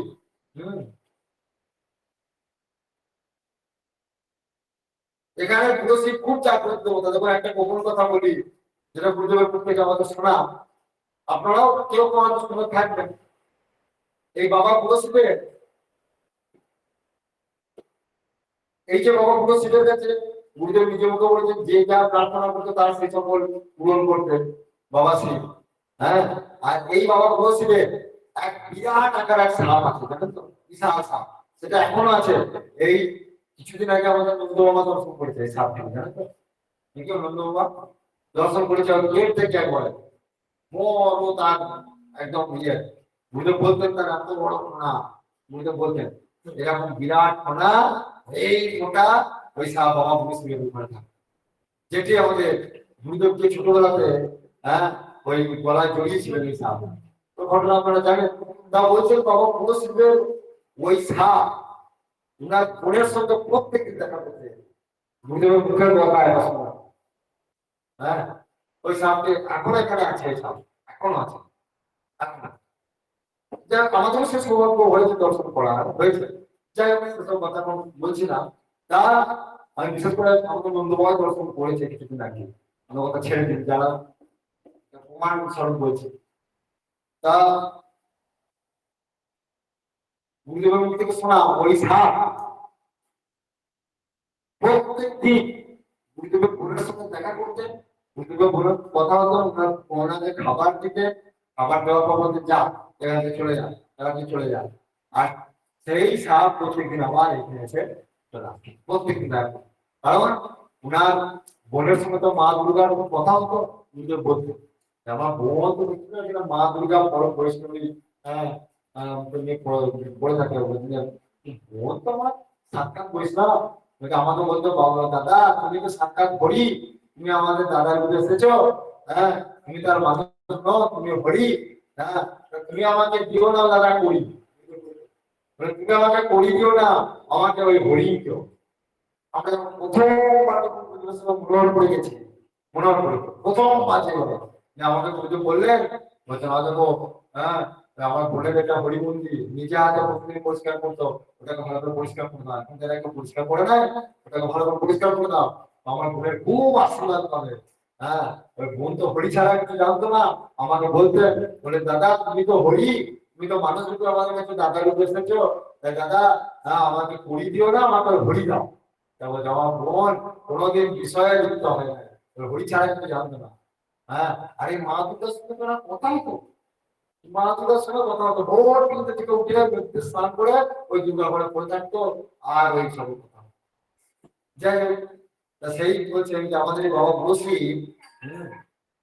এটা আরেকটা গোপন কথা হচ্ছে যে মৃত সাক্ষাৎ ভগবানের অংশ, ওনার বোন চতুর্ভুহ। তো আমাদের ভগবান চতুর্ভুহ। হ্যাঁ, ওই যে চতুর্ভুহ মানে কি, ভগবানের যে চতুর্ভুহ চারটি রূপ আছে।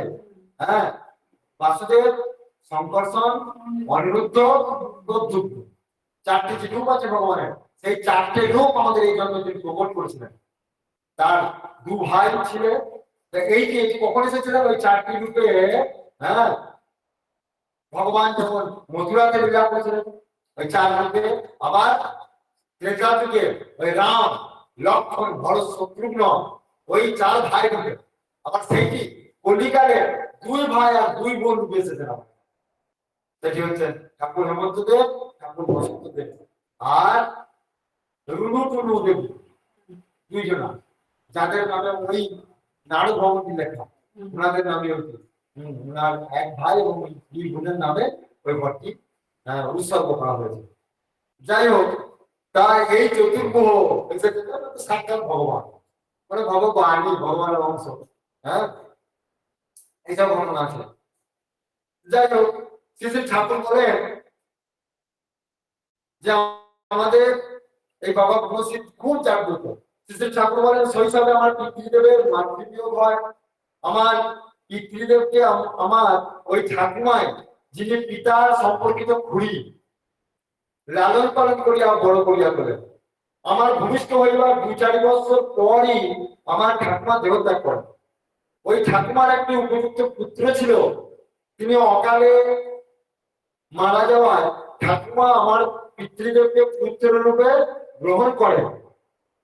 ঠাকুমা আমাদের গ্রামে চান্নার বউ, চান্নার মা, চান্নার খুড়ি ও চান্নার দিদি নামে পরিচিত ছিলেন। এখন আর দুই একজন ছাড়া বিশেষ কেউ নাই যাহারা তাহাকে দেখিয়াছেন, মানে সেই সময়কার ঘটনা বলছে। যা হোক, ঠাকুমার যে আমি মূল টাকার সুদের সুদ, তাহাতে কোনো সন্দেহ নাই। এই ঠাকুমার কিরকম প্রাণ ছিল তখন। হ্যাঁ, ঠাকুমার আমি খুবই স্নেহে ধরছিলাম। ঠাকুমার মরণের সময় তিনি কোথায় গেলেন, সকলে তাহাকে কোথায় লইয়া গেল, এত কান্নাকাটি, যেন এসব কিছুই বুঝিবার মতো আমার তখন বয়স হয় নাই। তখন ওইসব দেখিয়া আমি হতভম্ব হয়ে গিয়েছিলাম। মাকে জিজ্ঞাসা করি, মা ঠাকুমা কই, এখনো আসিতেছে না কেন? মা বলেন, বাবা ঠাকুমা তোমার কাটোয়া গঙ্গা স্নানে গেছেন, 2-4 দিন পরে আবার ঘুরে আসবেন। তোমার জন্য সেই পূর্বের মতো ফুট কলাই ও কাঠের পুতুল লইয়া আসবেন ইত্যাদি। এখনো তাই আমার কাঠের পুতুল ও ফুট কলাই বড় ভালো লাগে। এটি গুরুদেব অনেকদিন পর্যন্ত বলতেন, ঠাকুর যখন কথাগুলো বলতেন আমাদের কাছে ঠাকুমার গল্প, তখনও বলতেন যে এখনো আমার সেই ছাপ আছে। হ্যাঁ বলেন, এখনো সেই আমার কাঠের পুতুল ফুট কলাই আমার খুব ভালো লাগে। হ্যাঁ, 1 দিন 2 দিন করিয়া মাসের পর মাস চলিয়া যায়, ঠাকুমা আর ফিরেন না। দেখিয়া মধ্যে মধ্যে আমি কান্দিতে থাকি। দেখুন, মাকে বলি মাঝে মাঝে, মা ঠাকুমা কই? মায়ের ওই একই আশ্বাস বাণী, বাবা ঠাকুমা তোমার 2-1 দিনের মধ্যে আসিবে। কিন্তু এই আশ্বাস যে বঞ্চনামূলক, তাহা কি শিশুর প্রাণ বুঝিতে পারে? তাই দিন দিন ঠাকুমার বিচ্ছেদ দুঃখে শিশু তনু ক্ষীণ হইতে লাগিল। কেবল ওই এক জিজ্ঞাসা, মা ঠাকুমা কই? দিনের পর দিন আমার খাওয়া দাওয়া কমিয়া গেল। আমার মা বাবা তখন প্রমাদ বলিলেন, ভাবিতে লাগিলেন এই শিশুকে আমরা কি আর বাঁচাইতে পারিব? তখন অগত্যা যদি ঠাই পরিবর্তন করিলে শিশু ভুলিয়া যায়, এই ভাবিয়া আমার পিতা আমার মাতৃদেবীর সহিত আমাকে বর্তমান রাজবাড়ির দক্ষিণ ফটকে মাতামায়ের বাসায় রাখিয়া আসবেন। আমার মাতামহ ও মাতামহী অর্থাৎ মাতামায়ের দ্বিতীয় পত্নী পার্বতী দেবী অগাধ স্নেহ ভালোবাসা সত্ত্বেও কোনোটাই এই শিশু মনোভূত হইত না। ওখানে এত ভালোবাসতেন না দুজনকে, কিন্তু কারো ভালোবাসা তিনি গ্রহণ করতে পারছেন না। ওই ঠাকুমার বিচ্ছেদ ব্যথা তিনি কিছুমতে ভুলতে পারছেন না। চিন্তা করুন, ক্রমে ক্রমে মৃত্যু মুখে যেন অগ্রসর হইতে থাকিল সেই শিশু দেহ। তাই আমার মাতৃদেবী সদাই চিন্তা, বুঝিবা আমার মা আমার এই শিশুকে লইয়া যান। বলছে যে মা ভাবছেন যে যে আমার ছেলেকে যদি ওই আত্মা নিয়ে চলে যায়, হ্যাঁ ভাবছে হয়তো ছেলেকে আকর্ষণ করছে। এগুলো আমাদের সংসারে এই সকল ভয়গুলো তো থাকে। হ্যাঁ, তখন আমার মা সর্বদাই ঠাকুমার উদ্দেশ্যে জানাইতেন। আমার মা এই ছেলে তখন বলতেন, মা আমার ছেলেকে তুমি লইও না, মা ফিরিয়া যাও, তুমি মা ফিরিয়া যাও ইত্যাদি এই সকল বাক্য প্রয়োগ করতেন। কাঁদতে কাঁদতে বলতেন সেই শাশুড়ি মায়ের উদ্দেশ্যে। হ্যাঁ, যখন ভগবান যখন মানুষ রূপ ধরে আসেন, তখন তাকে কত ঠিক সাধারণ মানুষের মতোই ক্রিয়া করতে হয়, নাহলে তো মাধুর্য ভাবটা থাকে না। তিনি না করলে কি এগুলো আমরা আলোচনা করতে পারতাম? মা যশোদা যেমন এরকম ছেলেকে হারাই হারাই ভাব, হ্যাঁ ছেলে মুখে মাটি কাটছে, তখন সে ভয়ে মা হ্যাঁ মাটির মধ্যে বিষ আছে না কি আছে সেই মাটিটাকে বার করার চেষ্টা। মায়ের সবসময় ভয় ছেলে হয় তখনই দেহত্যাগ করবে। সেরকম আমাদেরও হ্যাঁ আমাদের গুরু ভগবানের মায়েরও তাই একই অবস্থা। যা হোক, কিছুদিন পর একটু সুস্থ হইতে আমাকে আমার পিতৃদেব মাতামহের বাসা হইতে লইয়া আসে।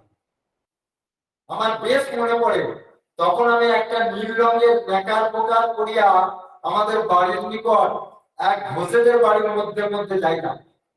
এখানে ঘোষেদের বাড়িগুলোর মধ্যে মধ্যে যাইতাম। তখন আমি খুব রুগ্ন বলিয়া আমাকে সকলে মৌখিক আদর করিলেও কেউ কিছু খাবার দিত না। তাহার জন্য খুবই দুঃখ হইল। ওই ঘোষেদের বাড়িতে আমার একটা লোভনীয় বস্তু সর্বদাই পড়িয়া দেখতাম, দেখে পড়ে থাকতো আর বাড়ি। হ্যাঁ হ্যাঁ, কেউ সেটাকে যত্ন করিয়া ঘরের মধ্যে রাখিত না, অথচ সেইটা গুড়। এটাই আমার আশ্চর্যের বিষয় ছিল। হ্যাঁ, যাই হোক, আজকে এই পর্যন্তই থাকবে। মানে ওই চাকরি মাঝে বাড়তে হবে ওই ঘরটা তো। হ্যাঁ হ্যাঁ হ্যাঁ হ্যাঁ হ্যাঁ, কালকে আবার আমরা আস্তে করবো। ওটা আবার অনেকটা বড় আছে তো। এটা শ্বশুরের মা। আচ্ছা, হ্যাঁ, ঠাকুমা। ভাই, ওদের মা। হুম, বাবা বলেছিলেন আমাকে, বাবা বলতেন, বলতে পারবো তো। বলতেন বাবা হ্যাঁ কালকে ওইটা আসবো চিচিঙ্গার গল্প, তো ওইটা উনি খাওয়ার পরে গেছেন। আজকে এই পর্যন্ত এটা থাকলো। এরপর আমরা এবার পরিস্থিত বাণী একটু মহামন্ত্রতে একটু প্রবেশ করি। হ্যাঁ।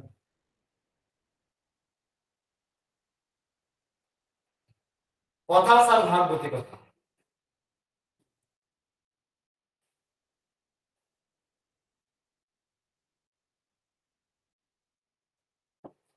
আজকে আমরা একটু আস্বাদন করবো নৃগ উপাখ্যান। হ্যাঁ, নৃগ উপাখ্যান।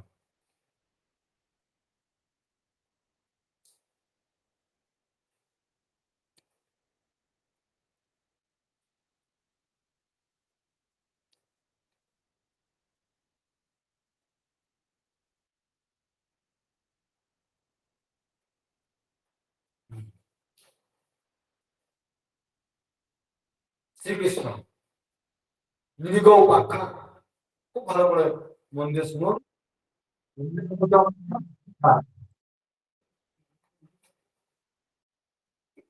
বৌদি আচ্ছা, এইটি আবার আজকে পাঠ করার পর কিন্তু আবার আমরা প্রশ্ন করবো আজকে।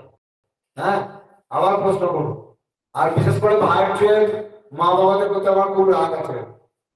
হ্যাঁ, ঠিকঠাক কেউ প্রশ্ন উত্তর দিচ্ছে না। কালকে দুজনা উত্তর দিয়েছে, যে যাই না বলুক। জয় গুরু রাধেশ্যাম মহারাজ। জয় গুরু হ্যাঁ রাধেশ্যাম। হ্যাঁ, জয় গুরু রাধেশ্যাম। বলছি আমি আজকে বলতে যাচ্ছিলাম যে মহারাজ আজকেও তো প্রশ্ন থাকবে না কালকে কালকে সত্যি মানে ইয়ে করা হয়নি, আমরা আসলে সবাই উত্তর দিচ্ছিল বলে আমরা আর ইয়ে করলাম না। আচ্ছা তারপরে আচ্ছা, তুমি জিজ্ঞেস করছিলে। আমি হ্যাঁ, ক্ষমা মজা করছি। প্রার্থনীয়, ক্ষমা প্রার্থনীয়। জয় গুরু রাধেশ্যাম। জয় গুরু রাধেশ্যাম। আমিও মজা করেছি। আজকাল প্রতি রাগ কাদের উপর করবো? মা বাবাদের প্রতি রাগ করবো? না না, হোক, কোয়েশ্চেন জিজ্ঞেস করা খুব ভালো লেগেছে, কাল খুব ভালো লেগেছে। আচ্ছা, তাহলে আমরা আগে লিখো উপকার একটুখানি পড়ে নিই। হ্যাঁ,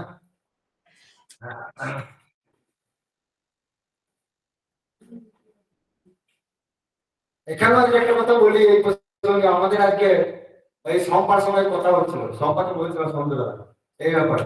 বলে যে দেখো আমাদের সব ভক্তরা মা বাবারা কত সব গুরুদেবের সব প্রিয়।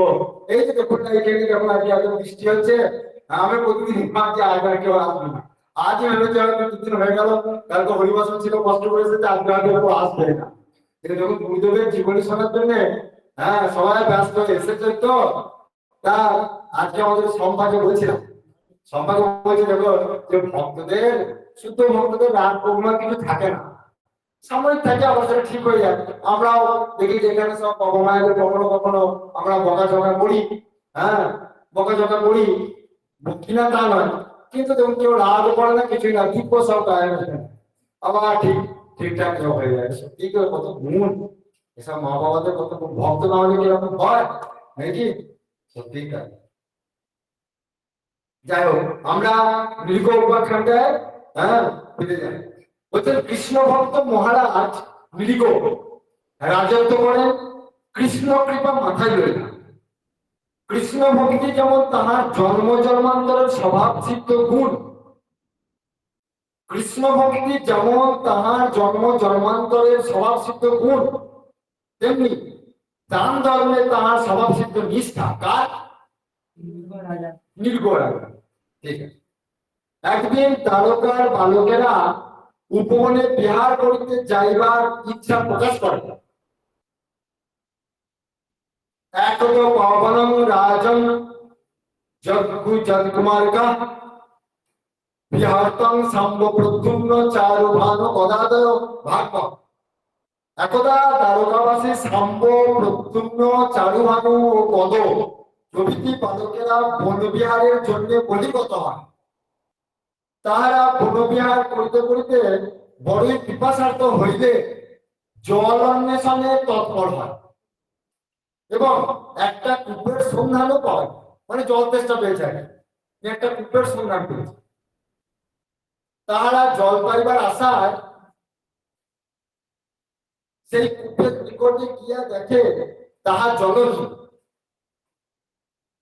তাহারা সেই জলশূন্য কূপে একটি বৃহদাকার পিকোলাস দেখিয়া আশ্চর্যান্বিত হয় এবং তাহাকে কূপ হইতে তুলিবার চেষ্টা করে।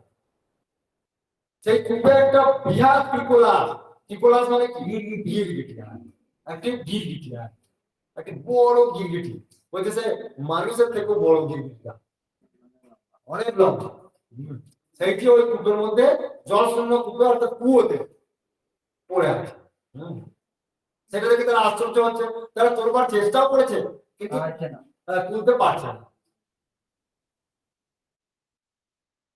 তস্য চ উদ্ধারেণ যত্নং চক্রুস্তে কৃপয়ান্বিতা ভাগবত। কিন্তু তাহারা তাহা পারে না। পরিশেষে তাহারা সখা কৃষ্ণের শরণাপন্ন হয়। কৃষ্ণ শরণাপন্ন হলো, তারা দ্বারকাতে গিয়ে তারা বললো, হে কৃষ্ণ তুমি তাড়াতাড়ি এসো। এবং ব্যাপারটি সব কৃষ্ণকে জানায় যে এক আশ্চর্য একটা বড় গিরগিটি পড়েছে, আমরা তাকে তুলতে পারলাম না, এরকম জন্তু জীবনে দেখি নাই আমরা।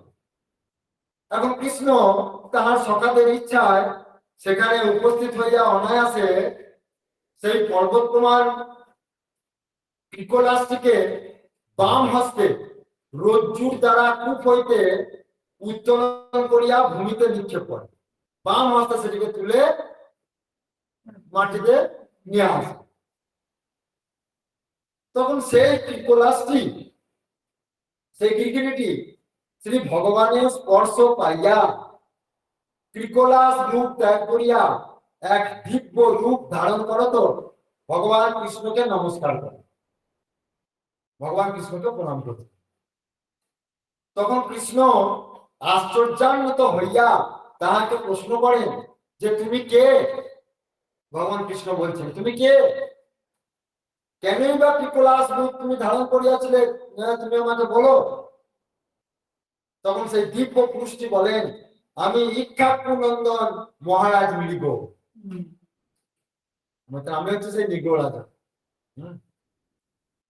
আমার চিরকালই ওই যে আমার ধর্ম করতে যেমন আনন্দ, সেরকম দান করতেও আমার খুব বাসনা। হ্যাঁ, সেই জন্য আমি অনেক দেবালয় নির্মাণ করিয়াছি ও বহু জলাশয়, কূপ খনন ও বৃক্ষ রোপণাদি কর্ম করিয়াছি, আর বহু বেদজ্ঞ ব্রাহ্মণদের লইয়া যজ্ঞ করিয়াছি। আমি বস্ত্র, ধান্য, ধনাদি গরিবদের দান করিয়াছি। অধিক আর কি বলিব? যাবত্য শ্রীকতা ভূমের যাবত্যা দীপি তারকা যাবত্য বর্ষ ধারশ্চ তাবত্য দামাংশ দা।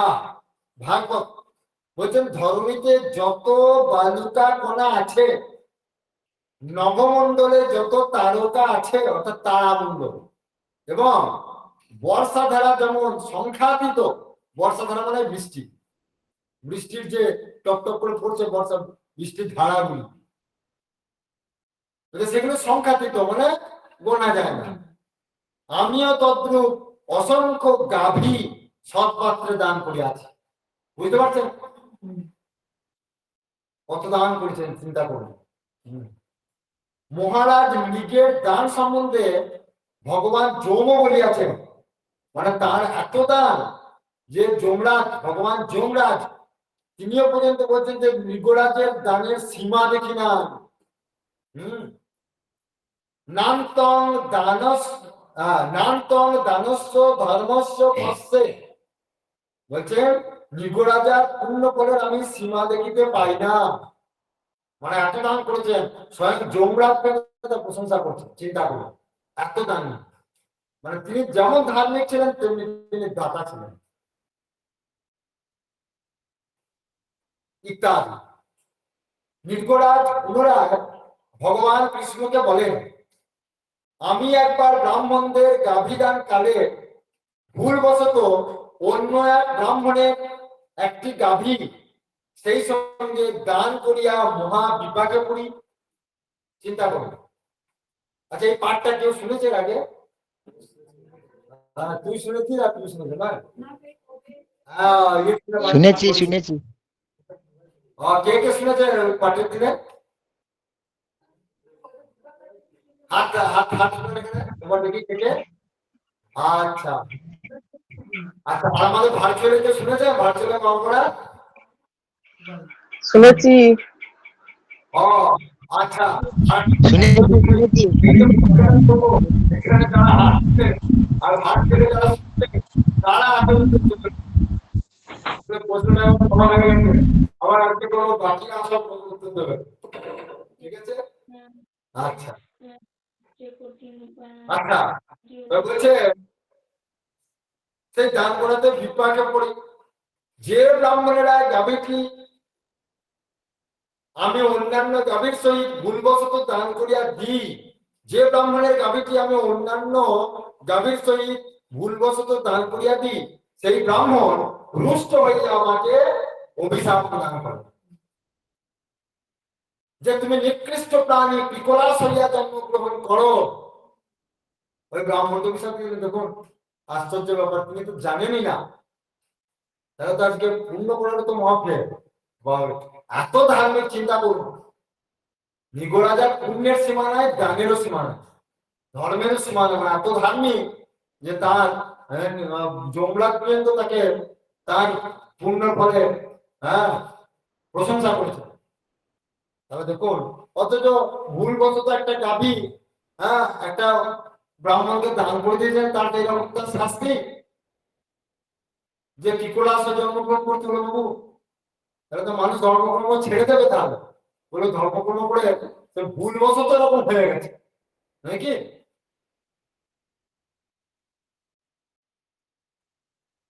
আমি তৎক্ষণাৎ সাবধানে রত ব্রাহ্মণটির নিকট গিয়া সানুনয়ে ক্ষমা প্রার্থনা করি এবং বলি যে আপনার কোনো চিন্তা নাই, আমি আপনাকে বহু গাভী দান করবো। যে একটা তুমি ভুল করে দিয়েছি, তার পরিবর্তে আমি বহু গাভী দান করে দেবো, আপনি আমার এই অভিশাপটা দেবেন না দয়া করে। আমার এইরূপ বলা সত্ত্বেও তিনি ক্রুদ্ধ হইয়া আমাকে পিকলাস ভব বলিয়া অভিসম্পাত করেন। তিনি এইসব কথা শুনলেন না। অতএব আমাকেও অনিবার্য কারণে সাপ ভোগ করিতে হয়। আমি পুনঃ সেই ব্রাহ্মণকে সানুনায় বলিলাম, আমি এই সাপ হইতে কেমন করিয়া মুক্ত হইব বলিয়া দিন। তখন তিনি বলিলেন, দাপর যুগে ভগবান কৃষ্ণের হস্ত স্পর্শে তোমার সাপ নিবৃত্তি হইবে। তাই আজ আপনার পুণ্যস্পদ পরস্পর্শ পাইয়া ব্রহ্ম সাপ হইতে মুক্ত হইলাম। মৃগরাজার পিকলাস জনিতেও শ্রী ভগবত স্মৃতি জাগ্রত ছিল। এখন তিনি ওই জমি ত্যাগ করিয়া দিব্য রূপে শ্রী ভগবান কৃষ্ণকে স্তব করিতে থাকেন। দেব দেব জগন্নাথ গোবিন্দ পুরুষোত্তম নারায়ণ হৃষিকেশ পুণ্য শ্লোকাচ্যুতভয় অনুজানি মাং কৃষ্ণ জান্তং দেব গতিং প্রভো যত্র কাপি শতশ্চেত ভূমানমো তৎপদাস্মতম। নমস্তে সর্বভাবায় ব্রহ্মণে অনন্ত সত্তায়ে কৃষ্ণায় বাসুদেবায় যোগানং পতয়ে নমো। ভাগবত, আপনি দেবতাগণেরও দেবতা। তিনি প্রণাম করছেন আর কি, ওই নির্গরাজা ভগবানকে প্রণাম করছেন যে আপনি দেবতা গণেরও দেবতা, জগতের স্বামী এবং পুরুষোত্তম। আপনি অন্তরের অন্তর এবং চক্ষুরাদি ইন্দ্রিয় বর্গের নেতা। আপনার গুণই সর্বত্র প্রকৃতিত হইতেছে। আপনার ঐশ্বর্যের কখনো হ্রাস নাই এবং স্বরূপের কখনো ক্ষয় নাই। আপনি সকল জীবনের আশ্রয়দাতা, সাক্ষাৎ নারায়ণ। হে বিভব কৃষ্ণ, আপনি আমাকে স্বর্গ যাইতে অনুমতি প্রদান করুন। কর্ম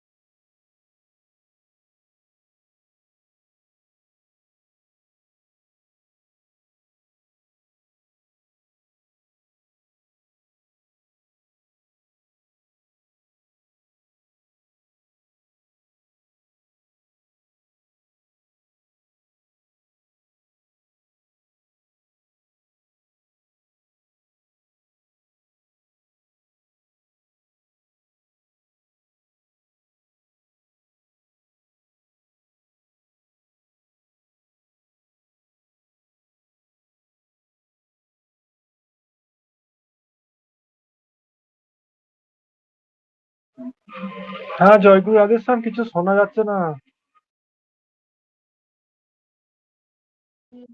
কিচ্ছু শোনা যাচ্ছে না।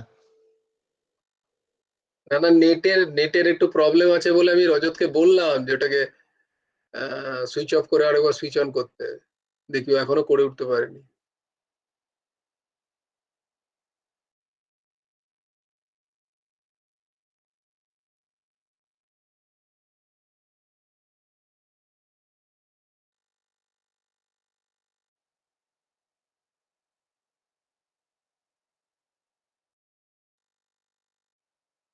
তাহলে তো বলা যাবে যে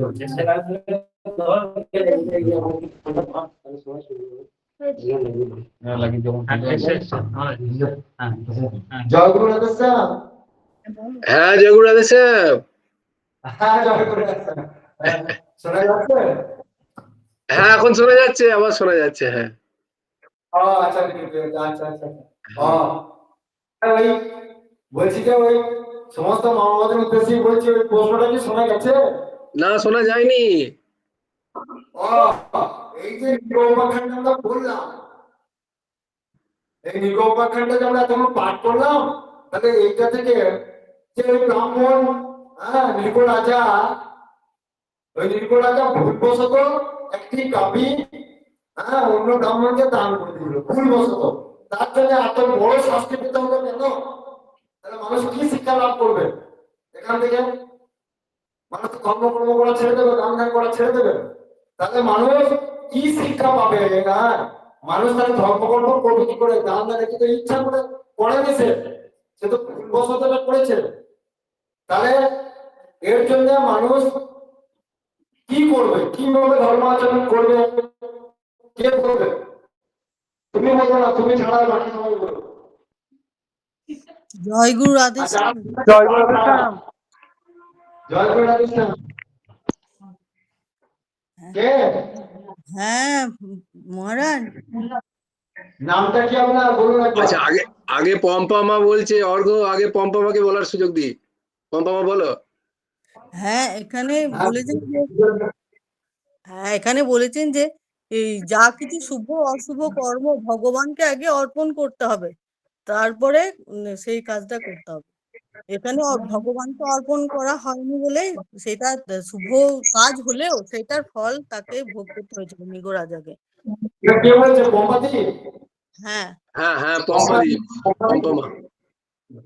ও আচ্ছা আচ্ছা। আচ্ছা আর কে বলবে? অর্ঘ্য বলবে। অর্ঘ্য বলছে। অর্ঘ্য কি বোঝা আছে বল শুনি। হ্যাঁ জয়গুরু রাধেশ্যাম। হ্যাঁ জয়গুরু রাধেশ্যাম, শুনতে পাচ্ছ মহারাজ? হ্যাঁ, বুঝতে পারছি, বলো বলো বলো। এখানে মানে মৃগরাজা শুভ কাজ করেছে, পুণ্য কাজ, শুভ কাজ করেছে, সেই জন্য সে পুণ্য ভোগ করবে। আর যদি পাপ কাজ করে তার জন্য মানে কোনো পাপ করে তার জন্য তাকে দুঃখ পেতে হবে। তো কিন্তু মানে সে তো যে পুণ্য কাজটা করেছে সে তো নিজের জন্য, সে তো ভগবানকে অর্পণ করেন না, সেই জন্য পুণ্য করেছে, সেই জন্য তার ফল ভোগ করছে। আর যেহেতু তার ওই গাভীটাকে দিয়ে দিচ্ছে, সেটাও তো একটা পাপ করেছে, সেটা সে অজ্ঞাতসারই করুক আর জ্ঞাতসারই করুক, সেটা পাপ করেছে। সেই জন্য তাকে তার ওই বিপলাস জনই পাপ হয়েছে। কিন্তু সে যদি এটা কৃষ্ণ চরণে অর্পণ করতো তাহলে তার পাপও করতো না, পুণ্য তখনও করতো, ভগবানের চরণে অর্পণ হয়ে যেত, তখন তার সবকিছু ভগবান মনে হয়ে যেত, তাহলে তাকে আর বিপলাস জনই ভোগ করতে হতো না। কিন্তু সে পূর্ণ করেছিল বলে আজকে সে ভগবানের হাতে উদ্ধার পেল। আচ্ছা, এই যে উত্তর কি? আচ্ছা, উত্তর ঠিক হলো না। সব ভগবান করবে, ভগবান করবে, নিজেরা শুধু বসে বসে খাবো আর ঘুমবো, সব ভগবান করবে না। আর বলুন, আর কার বলবো বলুন, কার উত্তর হলো না বলুন, আর কে বলবে?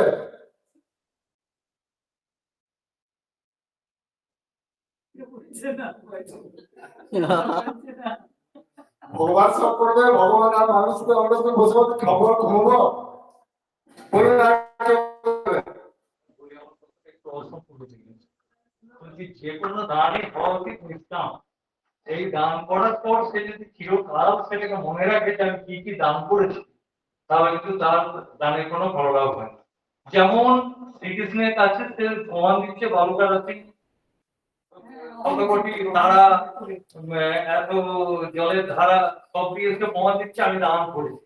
অর্থাৎ দান কিন্তু করেছে, কিন্তু দান সে বলে, যে কারণে দানের ফল সে কিন্তু, প্রকৃত ফল সে কিন্তু লাভ করেছে। এই জন্যই তার শাস্তিটা মারাত্মক প্রধান। আচ্ছা, এই একটা উত্তর হলো, বেশ, এই একটা উত্তর হলো। আচ্ছা, আর আর কারা বলবে? এই ভারতীয় থেকে দুজনকে পেলাম মাত্র, আর কে কে?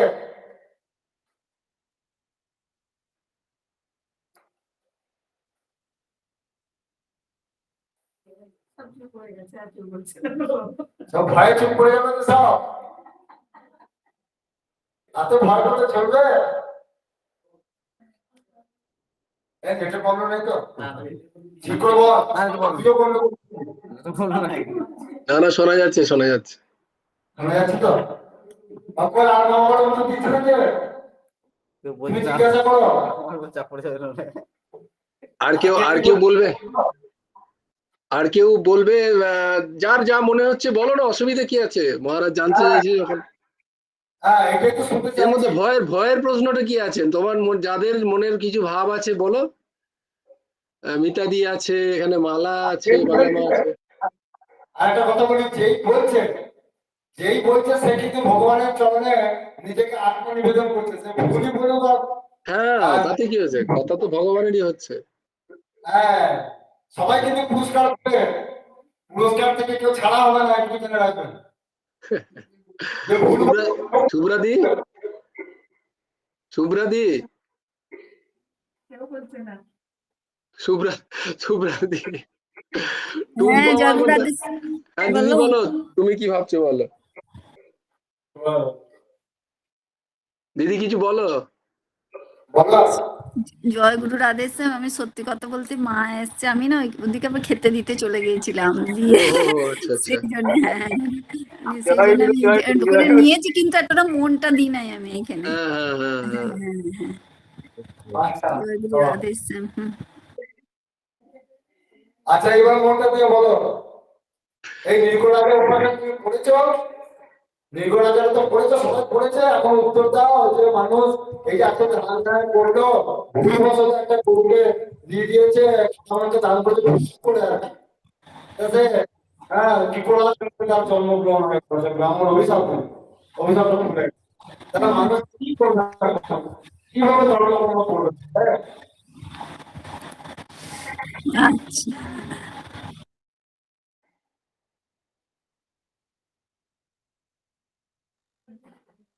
আর কেউ কিছু বলবে? কি পুরো বুঝতে পারলাম না ঠিক করে কথাটা। জয়গুরু রাধেশ্যাম মহারাজ, মাইকে না গলাটা খুব ইকো হচ্ছে, তার জন্য শোনা হ্যাঁ যাচ্ছে না। একদম ইকোজ হচ্ছে, ভালো করে বোঝা যাচ্ছে না। না না আমি, তো ঠিক আছে, প্রশ্নটা আমি করে দিচ্ছি। প্রশ্ন হচ্ছে, এই যে নিগোজা রাজা যিনি, তিনি তো দান ধ্যান করলেন না, তো তো তার যে অপরাধ হয়েছিল সেটাও তো তার অনিচ্ছাকৃত অপরাধ। তো তার জন্য তাকে এই গিরগিটির যোনি প্রাপ্ত কেন হতে হলো, এই কষ্ট তাকে কেন পেতে হলো, এইটা হচ্ছে মহারাজের প্রশ্ন। তিনি হয়তো দান করেছিলেন, ঠিক আছে, ওনার অনেক আছে দান করে, কিন্তু ওনার মনের দানের সেরকম মনটা ঠিক ছিল না। বাহ, এই যে চিত্র কত সুন্দর লাগছে। যাই হোক, একটু হ্যাঁ, আচ্ছা, এবার আর কি বলবেন? বেবি সে পান। একটা আছে না, হ্যাঁ জয়গুরু রাধেশ্যাম, বলছি একটা ইয়েতে আছে না, যে বলেছিলেন বাবা, নানা দ্রব্যং ময়া দত্তাং রত্নানি বিবিধানি চ না দ্রব্যং মধুরং বাক্যং তথাপি শুকর মুখ, সেই রকম আর কি। সবই দিয়েছিলেন দান ধ্যান প্রচুর, কিন্তু কাউকে মধুর বাক্য উনি বলেননি। সেই জন্যই হয়তো ওনার মুখটা যেমন শুকরের মতন হয়ে গেছিল, সেই রকম হয়তো গিরগিটিরও সেইভাবে কোনো কিছু হয়েছিল।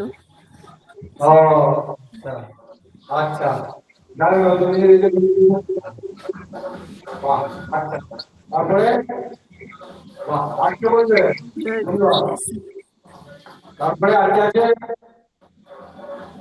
এই বেবি পান, আপনি কি বলবেন?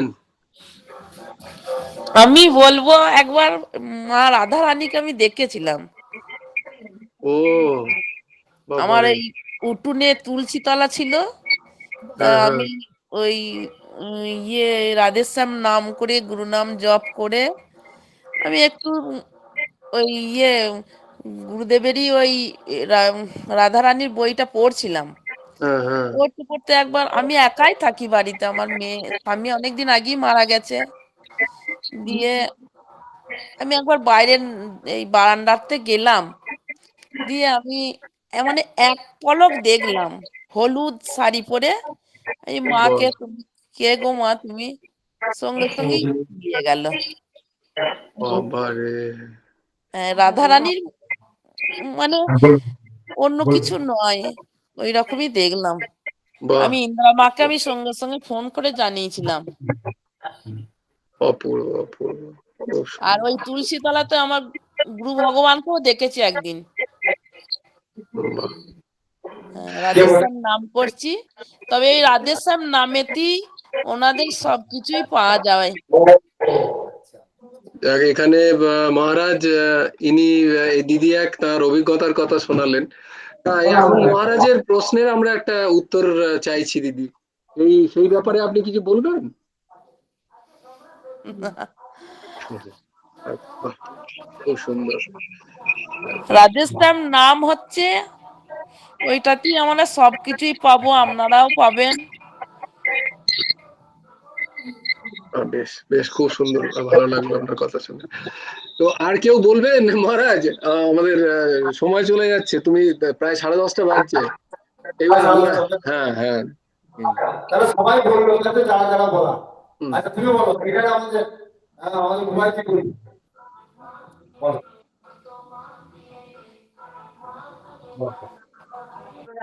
জয়পুরে। বলছি যে উনি যে এত দান করেছেন, ওনার কিন্তু মানে অভিশাপটা ওনার পুণ্যের কাজে লেগে গেল, ভগবানের স্পর্শ পেলেন।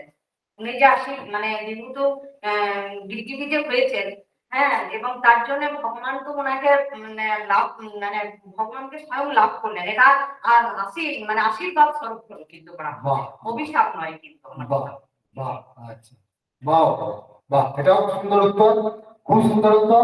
এইবারে সমস্ত প্রশ্নের উত্তর গুরুদেব দিচ্ছেন, গুরুদেব দিচ্ছেন। এবারে সেইটা আমরা আসি দেখুন। বাহ, এটা এক একজনের কাছ থেকে একটা পেলাম উত্তর, ঠিক আছে। এবারে গুরুদেবের মুখে উত্তরটা একবার শুনে নি, তাহলে আজকে মতো আমাদের ভাগবত বিশ্রাম হতো। বলছে, সেজন্য কাহারও অর্থাৎ ধন হরণ করিতে নাই, বিশেষ করে ব্রাহ্মণের। কারণ মানুষ জ্ঞাতসারী হোক আর অজ্ঞাতসারী হোক, পাপ কর্মের আচরণ কাহাকেও ছাড়িয়া কথা কহিবে না, তাহাকে উপযুক্ত পুরস্কার দিবে দিবে। সেই জন্যে এবার উত্তর দিতে হবে। সেই জন্যে শুভাশুভ কর্ম যাহাই হোক না কেন, অর্থাৎ শুভ কর্ম আর অশুভ কর্ম যাই হোক না কেন, তাহা ঈশ্বর কৃষ্ণে অর্পণ করিতে হয়। ঈশ্বর কৃষ্ণে অর্পণ করিতে হয়। তাই বলা হয় অজ্ঞানাদ্যাদি বা জ্ঞানাৎ যৎকরণে শুভাশুভম তৎসর্বং ত্বয়ি সংন্যস্তং তৎপ্রযুক্ত করাম্যহম। হে প্রভু, আমি জ্ঞানবশত যাহা করি অথবা অজ্ঞানবশত যাহা করি তাহা যেন তোমাকে অর্পণ করিয়া করিতে পারি। অতএব আমরা এই যে যাই হোক সবারই মধ্যে সুন্দর সুন্দর প্রশ্ন উত্তর পেলাম, তারা এখানে গুরুদেব আমাদের যে উত্তরটি জানাচ্ছেন যে ভগবানকে সবকিছু অর্পণ করি আমাদের সব কাজ করতে হবে। ভগবান ছাড়া আমাদের আর কিছু নাই, আমাদের কোনো চারিচুরি নাই, ভগবান কি করতে হবে, ভগবানই সব কিছু আমাদের করছেন। যাই হোক সেই জন্য আমাদেরকে ওই যে পম পামা বললো না, পম পামা প্রথমে আর অর্ঘ বললো, আর উত্তর দিতে চাই বলে সত্যি তো তাই, ভগবান ভগবান ছাড়া আর কি আছে তাই তো। সেই জন্য একটু মজা করলাম আর কি, ভগবানই যদি সব করে আমরা বসে বসে খবর ঘুমবো, আমাদেরকে করতে হবে ভগবানকে অর্পণ করে। সবারই উত্তর সুন্দর, কারোর উত্তর ভুল হয় না, সবারই ভালো এক একটা উত্তর হয়েছে। এখানে আমাদের গুরুদেব যে উত্তরটি দিচ্ছেন সেটা হচ্ছে সর্বশ্রেষ্ঠ এবং সঠিক, সেটা হচ্ছে ভগবানকে অর্পণ করে। ঠিক আছে, গুরু ভগবানকে অর্পণ করে করতে হবে আমাদের। এটা থেকে শিক্ষা হলো আমাদের, হ্যাঁ, যা কিছু কাজ করি তাহলে তখন কি যদি ওটা অর্পণ করে হয়ে যেত না, উনি যদি এটা অর্পণ করে করতেন তাহলে ওই অভিশাপটা আমরা আর লাগবে না, ওই অভিশাপ আর লাগবে না। যেটা আমাদের এই যে অম্বরীশ উপাখ্যান, অম্বরীশ উপাখ্যান আমরা পেয়েছি, সেখানে দুর্বাসার মতো ব্যক্তি, হ্যাঁ, সবাই তো অভিশাপ দিতে পেরেছেন, কিন্তু এনাকে অভিশাপ দিয়ে রাজা অম্বরীশকে কি পান করতে পেরেছেন, কষ্ট দিতে পেরেছেন, অভিশাপ লাগবে না, কারণ ভগবানের ইনি নিবেদিত আত্মা। সেই জন্য ভগবানের নিবেদন করতে হবে, যেটা আমাদের রাজা করেননি, এটাই তার ভুল হয়েছে জীবনে। তিনি সমস্ত ধর্মকর্ম করেছেন কিন্তু ভগবানকে ছাড়া সব ধর্মকর্ম করেছেন। ভগবানকে নিয়ে যে কাজ সেটাই হচ্ছে আসল কাজ, ভগবানকে ছাড়া সব কাজ কণ্ঠস্বর। হ্যাঁ, ভগবানকে ছাড়া শুভ কাজ করলে সে স্বর্গে যাবে, আর খারাপ কাজ করলে সে নরকে যাবে, আর ভগবানকে নিয়ে শুভ অশুভ কাজ করলে সে একমাত্র বৈকুণ্ঠে যাবে। ঠিক আছে, তাই ভগবানকে নিবেদন করে সব কাজ মনে করতে হবে। যত করসি যত সনাসি যত জুহসি তদাস্যা যত তপস্যসি কৌন্তেয় তত কৃষ্ণ আমাদের প্রণাম। জয় গুরু। এইখানে আমার ভাগবত কথা বিশ্রাম লাভ করুক আজকের মতো। বলো ভগবান ঠাকুর শ্রী হিমন্তদেব জিউ কি, সদ্গুরু ঠাকুর শ্রী হিমন্তদেব জিউ কি, মহাপ্রভু শ্রী হিমন্তদেব জিউ কি, জগৎগুরু শ্রী হিমন্তদেব জিউ কি, আচার্য শ্রী হিমন্তদেব জিউ কি, ঠাকুর শ্রী হিমন্তদেব জিউ কি, জয় শ্রীমদ ভাগবত মহাপ্রভু জিউ কি, भगवान की जय, जसदेव की जय, भगवान सुखदेव जी की जय, जय माँ राधा रानी नवमंगला महोत्सव की जय, जय श्री भागवत साप्ताहिक की महोत्सव की जय, सकल वैष्णव जय, नाम संकीर्तन जय, जय जय राधा हरि बोल हरि बोल हरि बोल, जय गौर जगन्नाथ हरि बोल हरि बोल हरि बोल, जय श्री गुरु हिमन्तदेव हरि बोल हरि बोल हरि बोल, जय गुरु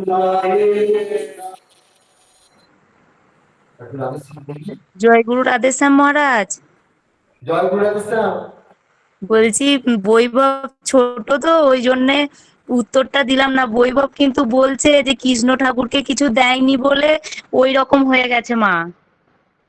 ও বলছে বৈভব দিচ্ছে। হ্যাঁ, বৈভব উত্তর দিচ্ছে যে কৃষ্ণ ঠাকুরকে মা কিছু দেয়নি, গুরুদেবকে কিছু দেয়নি, ওই জন্য ওই রকম হয়ে গেছে। আমি ছোট বলে আর বলতে পারলাম না সাহস করে। ও বাবা, তোর বুঝতো? হ্যাঁ, বলতো তো তোমাকে এটা। বৈভব তুমি বড় সাধু। হ্যাঁ, ও বড় সাধু আছে। দেখো ওর চোখ মুখ আরো বৈভবের কিছু কথা বলবো। বৈভবের শরীরটা খুব খারাপ তো। বৈভব ওই যে বেলুড় মঠ গেছিলাম, ও কি কি দর্শন করে এসছে আমি সব তোমাকে ফোনে বলবো মহারাজ। আচ্ছা আচ্ছা, বলবে বলবে বলবে। বেশ বেশ বেশ হ্যাঁ, বেশ। অনেক কিছু গল্প আছে। ও বেশ বেশ বেশ বেশ। বাহ বাহ, বেশ বেশ বেশ, শুনবো শুনবো। হ্যাঁ, জয় গুরু রাধে শ্যাম। জয় গুরু রাধে শ্যাম। এবার আমরা একটু নাম করি, আজকের মতো বিশ্রাম হবো।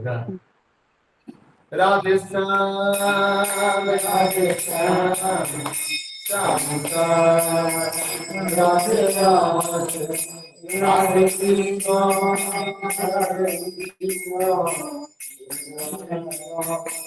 রাধে রাধে, রাধে শ্যাম রাধে শ্যাম, রাধে শ্যাম Radhe Radhe, Radhe Krishna, Radhe Krishna, Krishna Krishna, Radhe Radhe, Radhe Shyam, Radhe Shyam, Ram Ram, Radhe Radhe, Radhe Krishna, Radhe Krishna, Krishna Krishna, Radhe Radhe, Radhe Shyam, Radhe Shyam, Radhe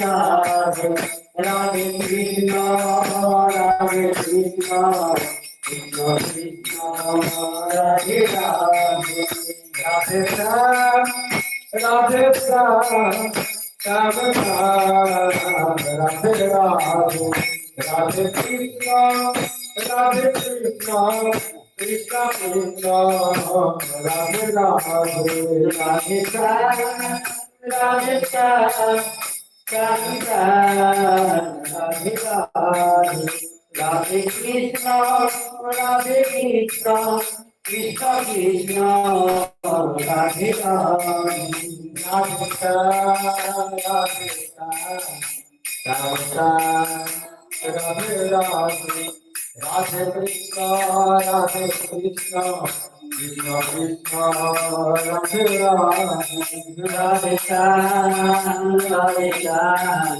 Shyam Shyam, Radhe Radhe, Radhe Krishna, Radhe Krishna, Krishna Krishna, Radhe